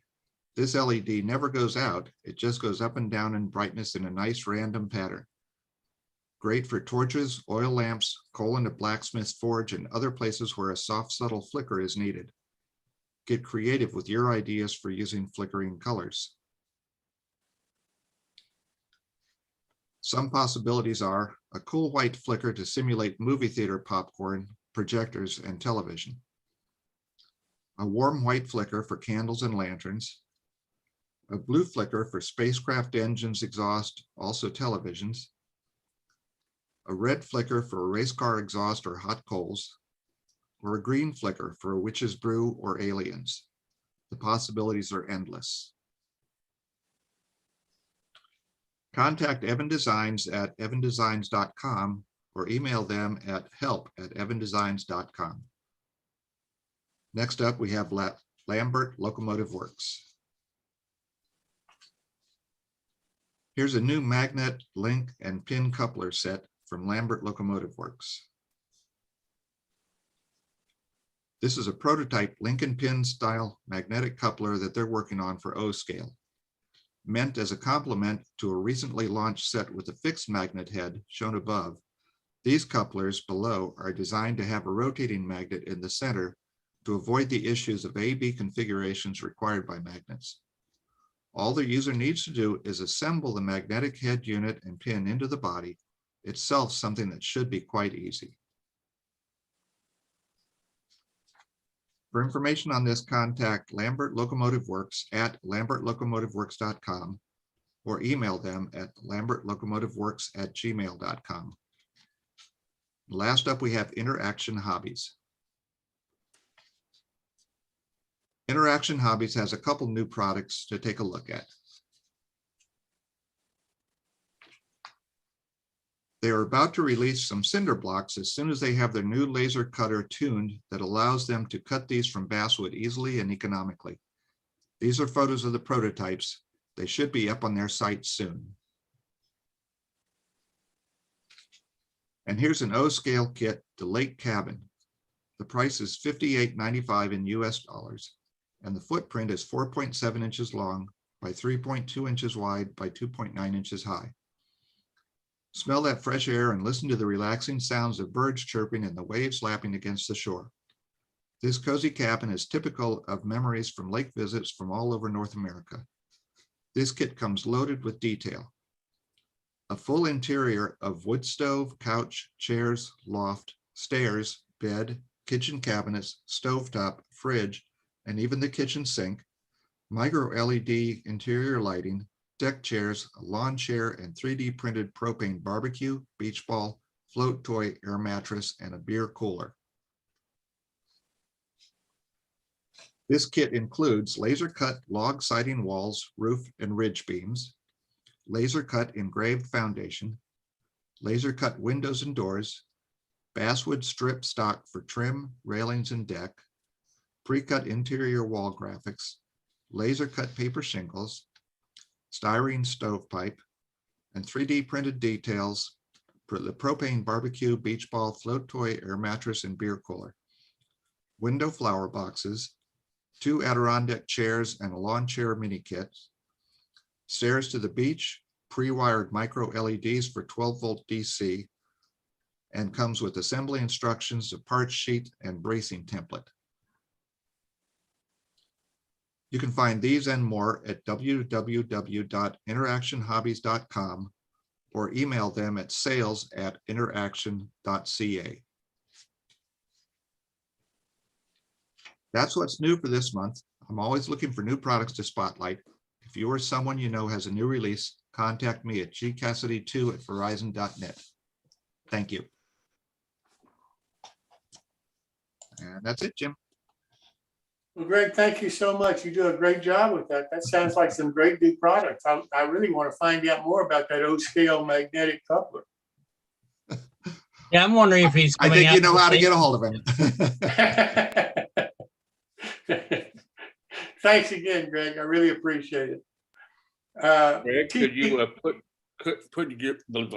could you please put your email in the box? Will do. TC sent me an email during the show saying what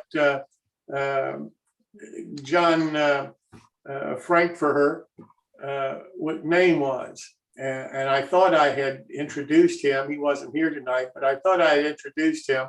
If I didn't, I'm sorry, but that's what his name is. And he's a career, he's a lifelong American flyer, S-scale modeler. And he scratch builds models. And the one that he's going to show us to start off this series is a bridge that spans enough width for him to be able to walk into his train layout. So it's a significant bridge, and he scratch built the thing from photos. So I'm really happy that he's willing to do this. And I really hope that other people will consider doing it, because I think it could really be interesting. No one has to buy kits or anything to participate in this particular series, and it can be a total scratch built kind of program as far as I'm concerned. We deal with the kit manufacturers. Ed, if you could put my picture up full rather than Greg's. Sure. Thank you. And so this doesn't have to, be a kit. It can be, but I'm kind of hoping that it'll have a lot of different stuff. I sent Ed a couple of photos of a model that I'm working on. This was sent to me by a friend of mine in California who built this model probably in the 70s, 80s, somewhere back in there. And he used a 1930s plastic Mercury car kit for the front of it. And then he built the back part of it out of different models, car models, truck models, that kind of thing in plastic. Mine's in brass. And what I did, I took the information that he had sent me and just started building it. And Ed, if you can show the second photo.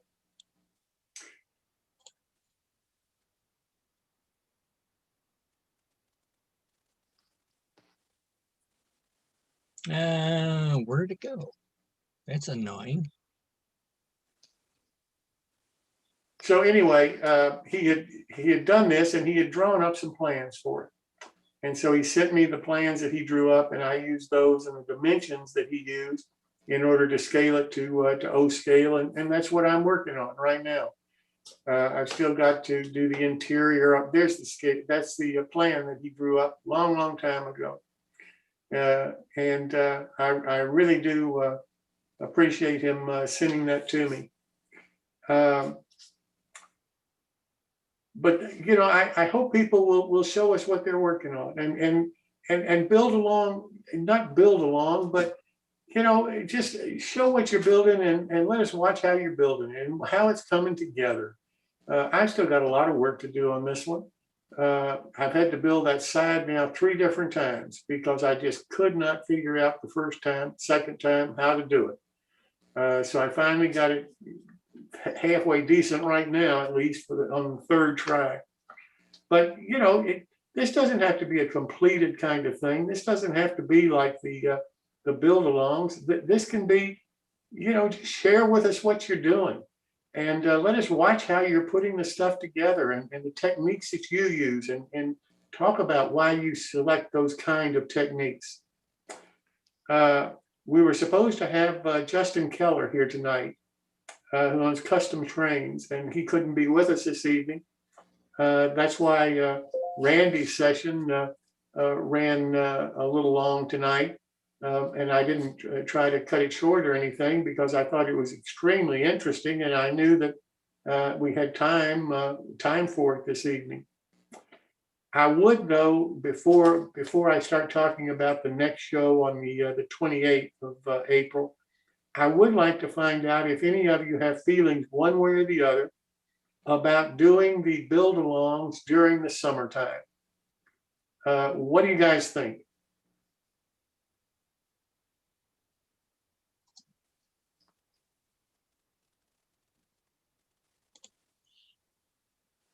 I'd like to throw in my 2 cents worth. And for those of us that are going to be around this summer, yeah, I'd love to see some more of the build-alongs. It's kind of inspirational, and it's also a kick in the derriere to keep modeling by looking at what other people are doing. It gets me off my butt. That's what they're all for. That's why we're trying to do them. So thank you for the comment. Clark Cooning had a comment on the chat. He's against it. No. Because he's a fisherman and he won't be here. He won't be here anyway, regardless of what we do. So and I can social distance. It'll be me and the boat and the fish. So what about somebody else? What other people think? Well, Clark, there's always the YouTube, but you can watch it after. You know. I know, TC. Let's don't go down rabbit holes here for me. I need you to tell me what you think about this, guys. That's what I'm trying to accomplish now. Well, that's what I was going was even if somebody, you know, summer gets in the way, they can still look at it later and build right along with us. That's true. That's true. What about somebody else? Personally, I would say go for it. Yeah, How about somebody else? I think it would work. Him. It could work, Jim, but you need to find, I guess, both a modeler and a business for him to get the model from. The manufacturer, I'm not worried about. I think there's enough interest that I'm hearing about, at least from the manufacturing space out there. Chris Blackmar here. I would go on ahead and vote for it. We don't know what's going to happen with the pandemic, number one, so we could find ourselves on another lockdown. But I would like to see us continue, just as some people do need to model during the summer because, you know, they are sitting at home and trying to stay cool indoors. I agree. I'm willing to design a paper and card model that you guys can post, and anybody who would like it, I'll give you the enlargement ratio for any scale that you might want to do. Now, who is this? This is Paul Avery. How are you, sir? Well, at least you've got your video working tonight, and and your microphone. Gentlemen, Paul Avery and I have known each other for a while, and I've talked about him before a little bit. I go to Paul every time I come up with a crazy idea. Paul designs my card structures and then sends them to me. It's amazing. He's so easy to work with and so on. And I'll tell you, he told me a long time ago, he'd love to find somebody that he could teach how to do the work that he does when he is creating a design for a card model, for a paper structure. So if any of you would like to do that, he's willing to try to show you how to do it and to help train you and to give you his knowledge if you're really sincere and interested in trying to learn how he does this kind of work. So if you are, if you'll let me know, and Ed, if you'll put my email up on the chat function, if you'll send me an email, I'll make sure that Paul gets it, and I'll put you in touch with him so that he can pass on his knowledge to you. I think you'll find it super interesting, and it's a way to get some models to be able to build that you're not going to see on anybody else's model railroad. Jim, So, Miles Paul? Hale here. I wouldn't stop. I'm sorry. I wouldn't stop doing anything you're doing. Keep it right on trucking through the summer. Fantastic. All right. So let me I suggest. say this is Miles Hale. I'd tell you just keep right on trucking through the summer. He doesn't know anything, that guy.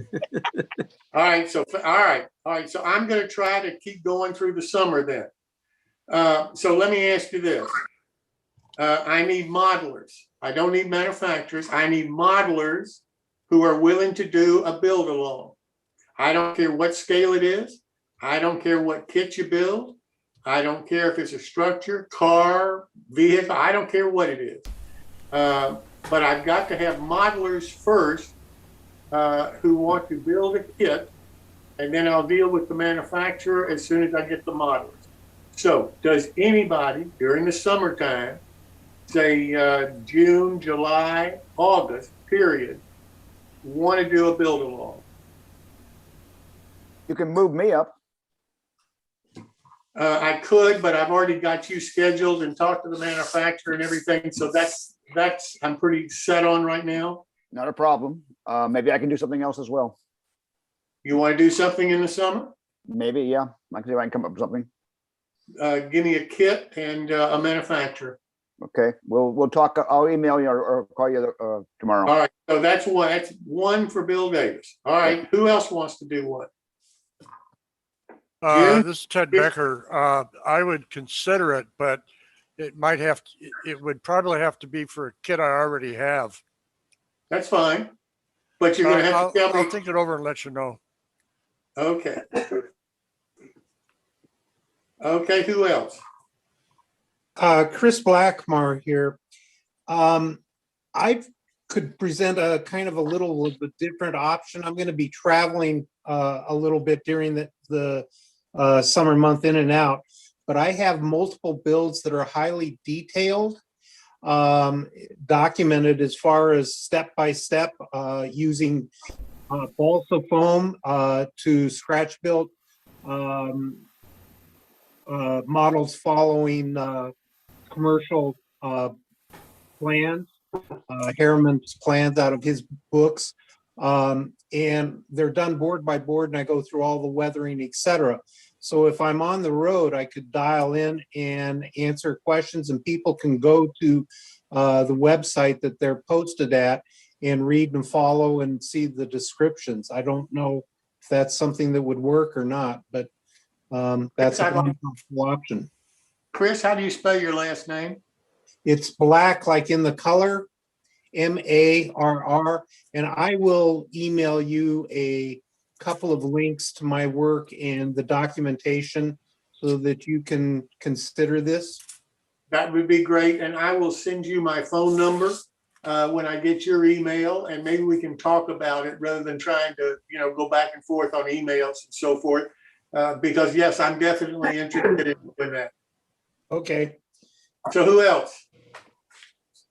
if any of you people are interested in a particular type of model, if you give me what you're interested in, I may be able to design something and then send it to you, and you can build it as a paper and card model. Or if not a paper and card model, use the design as a template to make it in wood or whatever other media you might like. And this might be an interesting one because Paul can develop this where he can give you the scale to enlarge it or reduce it. So it can be in any scale you want to build it in, from N, H, O, S, O scale, whatever. So if somebody out there has a building they'd like to build in card, if you'll send me an email, I'll get it to Paul, and then you and Paul can talk directly about it. And if you would like to build that in a build along, then the design that Paul comes up with for you, we can make available to everybody. And all they've got to do is download it and print it off, and they can have the same information that you have. And it's not going to cost them anything except the cost of printing the building out. So if somebody would like to do that, I think that would be fantastic. Just please send me an email. Do I have any takers on that?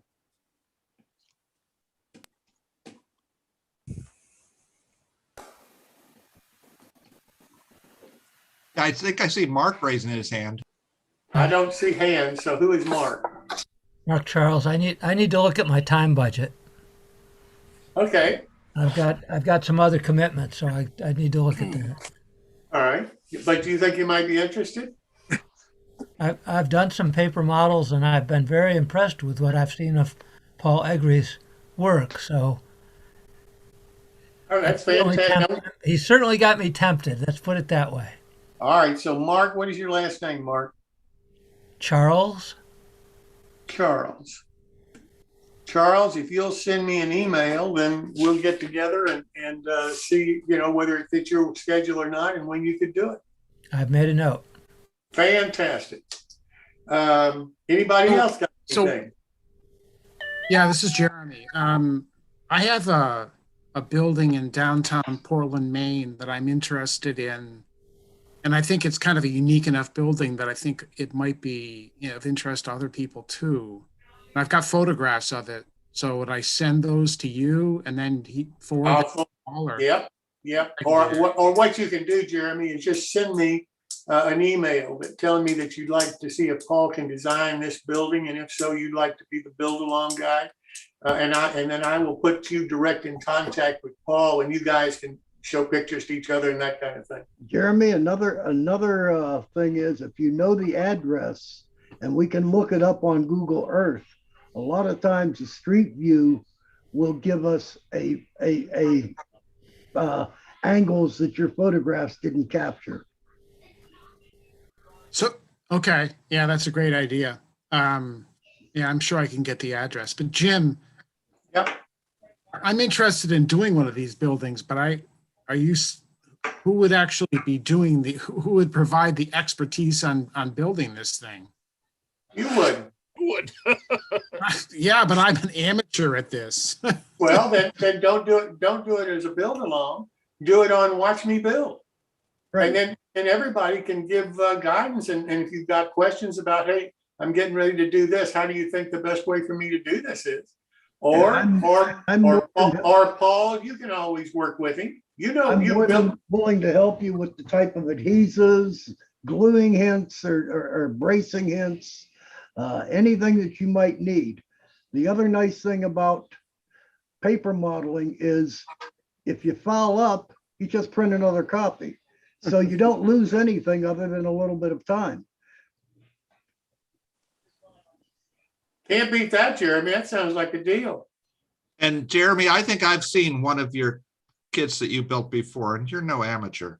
I agree with you. But Jeremy, you can do it like John is doing to watch me build session, so that people can still download it. They can still build along with you if they want to.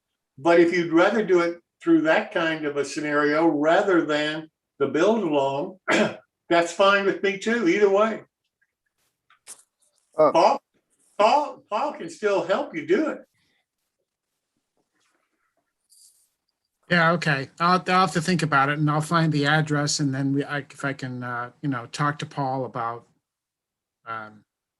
That's great. So you're going to send me an email then? Yeah, I'll send you an email, and we'll see where it goes. That sounds great. Jim? Yes, sir. Yeah, hi, it's Jamie Bothwell. I mean, I have some expertise in the laser cutting realm. If anybody would be interested in how that whole process works and how they might be able to do that for themselves. Absolutely. You want to do that? I mean, I could put together something, sure. That would be great. I'd love to have you on the show, talk about doing that. Okay. I think we're getting a summer schedule pretty well. Well, we're trying desperately here. Do me a favor. Will you send me an email and put that in the email so that I've got something, because Clark will tell you I'm not great on note taking and so forth. Yeah, no, I copied your address down already. I just thought I would ask. I'd love to see that. The other thing that what was your name again? I'm sorry. Jamie Bothwell. Spell your last name, please. Bothwell. Got it. Jeremy, thank you so much. I think that would be a great idea. The other thing that I have some knowledge in is passenger car detail underframes and whatnot. Ooh. Yeah. Would anybody be interested in that? Yes. Yes. Absolutely, they would. Okay. Didn't we have somebody doing O-scale passenger cars a few weeks ago? Dave Schultz. Yeah. Does that passenger? Oh, there he is. Does that passenger car detail include the older heavyweights? Oh yeah, that's kind of my specialty. So I love heavyweights. I'd be very interested. Yeah. Okay. All right. Anybody want to do a build along? Anybody else want to do a build along? All right, now you guys understand, I'm going to ask you where we are if I don't get emails and so forth from all of you. On the 28th show, I'm going to come back and say, all right, where are you guys? Jim? Yes, sir. On this, it's not a build along. What are you calling it? Watch Me Build. Is that a video series? Yes, absolutely. So what if we're not video skilled? You don't have to worry. We do the video for it. Oh, okay. Because you're doing it on the show. As just like you're sitting here right now, you're being videoed. Oh, I see what you're saying. Okay. All right, okay. That works. This is Watch Me Build. I mean, what you're doing, and you can use photos. Mm-hmm. You can use a PowerPoint. I mean, you can take photos from your phone and so forth as you're building the model. Mm-hmm. That's what I do. Okay. That's how I find most of my mistakes, to tell you the truth. Oh, cameras are the cruelest thing in the world. I know. Camera is totally unforgiving. Yeah. Totally unforgiving. My gosh. I take a bunch of pictures. So, if you're building something, take a bunch of pictures. That's what you would share on the screen. And Ed, if you can get me back instead of TC, I'd appreciate it. And that's what you would share on the screen, and then Ed records it. So the recording goes to YouTube, and that, you don't have to be the video person. Oh, okay. I got you. So it's just whatever your camera on your computer is picking up. Yeah, absolutely. And again, well, we're not professionals. We're not. We're all amateurs when it comes to this kind of stuff, and we're learning because let's face it, I didn't even know Zoom existed until COVID came along. Right. I'd never even heard of it before. So we're trying to put these shows on, and none of us have got that much experience doing it. Now, we've been doing it. May the 1st, I will have been doing this for a year, twice a week for a year, if you can believe it. Wow. So, we should be getting better. But, so, what are you going to do? Right. I make mistakes on every show. TC keeps telling me every time I make one, I can count on TC saying, send me an email and say, well, you did it again. So And Bill, you don't even need to wear any makeup while you're on camera. that's right. We don't require makeup. Okay, I won't wear a dress either or anything like that. No, no. There's a limit to what we accept. But Bill, because we don't care if you prefer to wear a dress. No, I do not. That was just bad humor. Paper bag work. Yes, it would definitely work.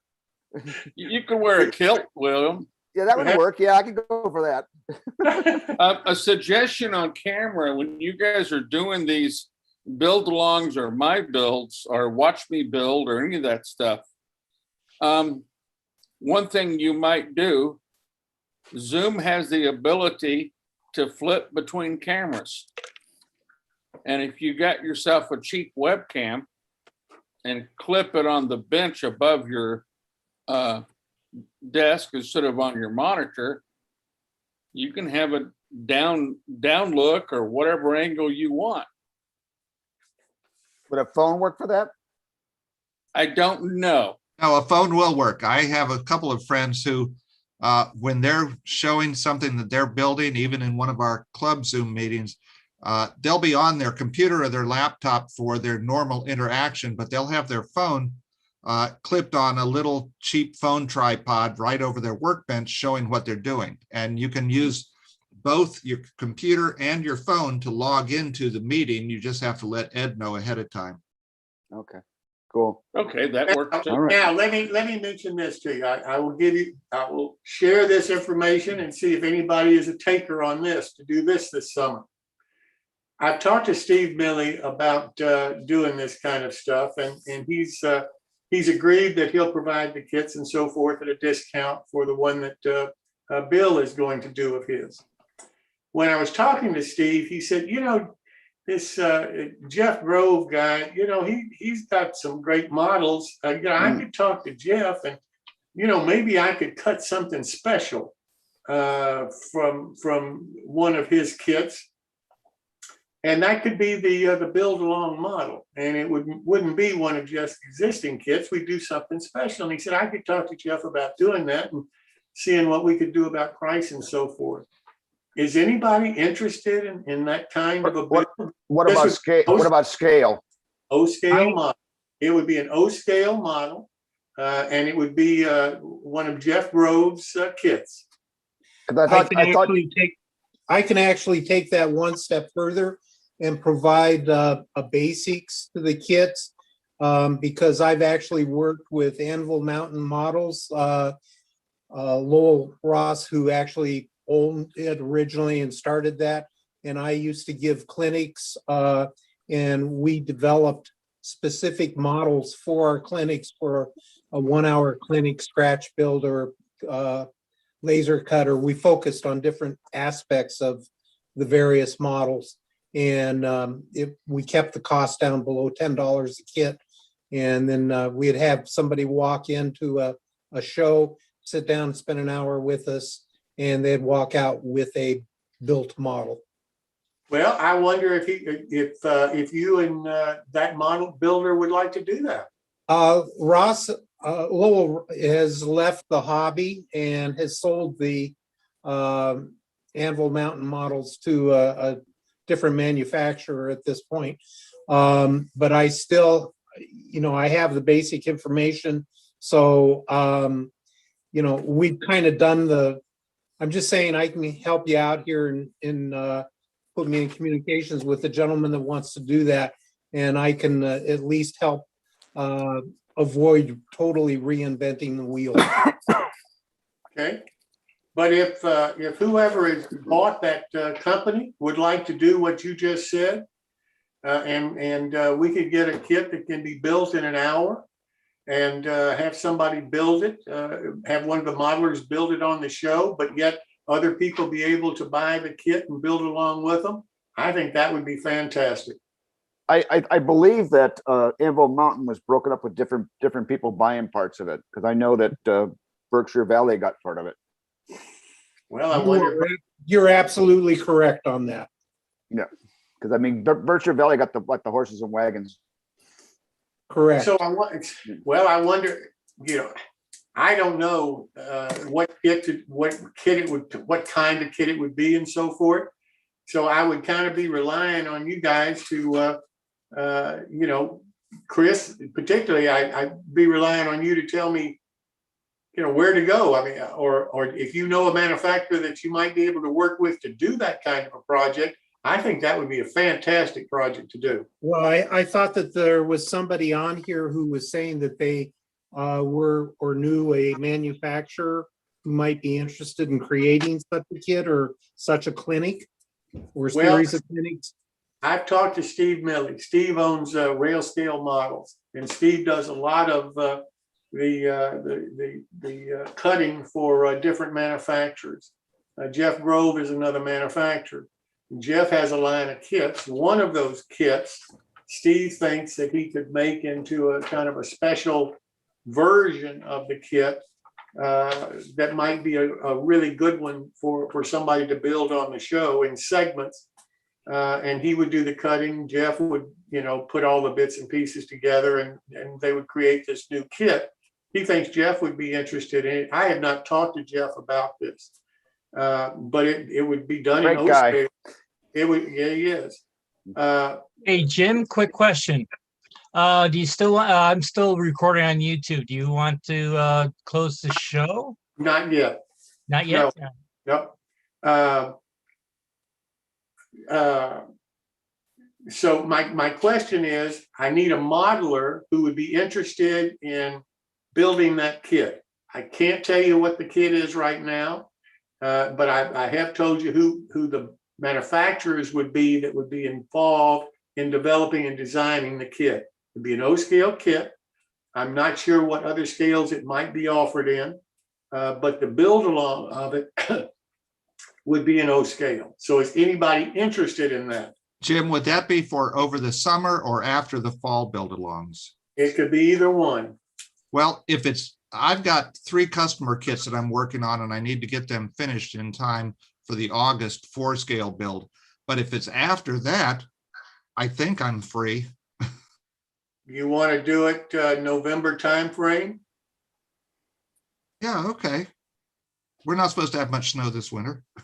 Okay, I will set that up for Greg Cassidy. And I'll put you in contact, Greg, directly with both Steve and Jeff, and Steve can kind of explain to you in more detail what the kit's all about and so forth. And that'll give you an opportunity to have some input. Okay, dope. Great, thank you so much for doing that. All right, anybody else want to do one? Jim, just before we leave this subject, real quick, I don't know if you can see it, but this is a kit built from the clinic that we would demonstrate, how to do. That'd be fantastic. If we can get a manufacturer to produce the kit, hopefully in various scales, and have a modeler want to build it, hour and a half, whatever it would take to build it on the show, be fantastic. In fact, I'll dedicate a whole show to it if I can find a modeler and a manufacturer who wants to do it. Does that answer your question? I'm sorry. Sure. Thanks. Thank you. I appreciate it. Let me know here, because I like that idea an awful lot. I think that could be great, and it wouldn't be a long drawn out thing, but it would give a lot of people for a first time look at model building, the capability of coming on, seeing the model build it, and being able to sit there and do the same kind of thing at the same time. I think that'd be great. Anybody else got anything? Well, gentlemen, thank you so much for being here this evening. Now, next time on the 28th of April, our featured modeler is Charles Roush, MMR. Oh, well, my buddy. Well, you can't have everybody. I mean, we've got you, Bill. So No, Well, Charlie's this is- Charlie's awesome. I know it. This is the Charlie Roush fan club from down in the Carolinas. So he's got a lot of support. I'm sorry, he may not come now, guys. You may Oh, scare him. he'll He may not come. want to come anymore. Anyway, he's going to talk about JMRI Decoder Pro. Then we're going to have a special segment with Martin Breckfield MMR on scratch building, Clark Cooning MMR on tools, part 2. And Paul's going to be back with his quick tips. So, gentlemen, thank you so much for being here tonight. I truly hope that you learned something, enjoyed the show, and thanks so much for your help. And I'll be in touch with all of you. Don't forget to send me the emails, and we'll go from there. Have a good evening, gentlemen. Thank you. Sounds great. Jim, before we shut off the recording, because people were asking questions about the website, etc., and where to find things. I have it set up. Okay. Here is a section on the YouTube. If you go to our YouTube, I'll put a link in the website when I get through sharing. Here's all the list. So like, here's all of Ted's tool tips are here. Here's the build along with Clark. We were talking about Bob. So here's build along with Bob. And if you click on view the full playlist, there's every single video. And of course the new ones will be up, etc. If you go to our website, we keep talking about subscribing at the website. There's the big red button. Also on the website, all the build alongs are in here. Another way to get to it. Here's Bob's. Here's his blog post he gave me a way back. And if you click on this one, it goes to the build, to all the stuff. There's all I had to say. See, that's very helpful. Thanks. And there's that link in the chat list. Thanks, TC. Mm-hmm.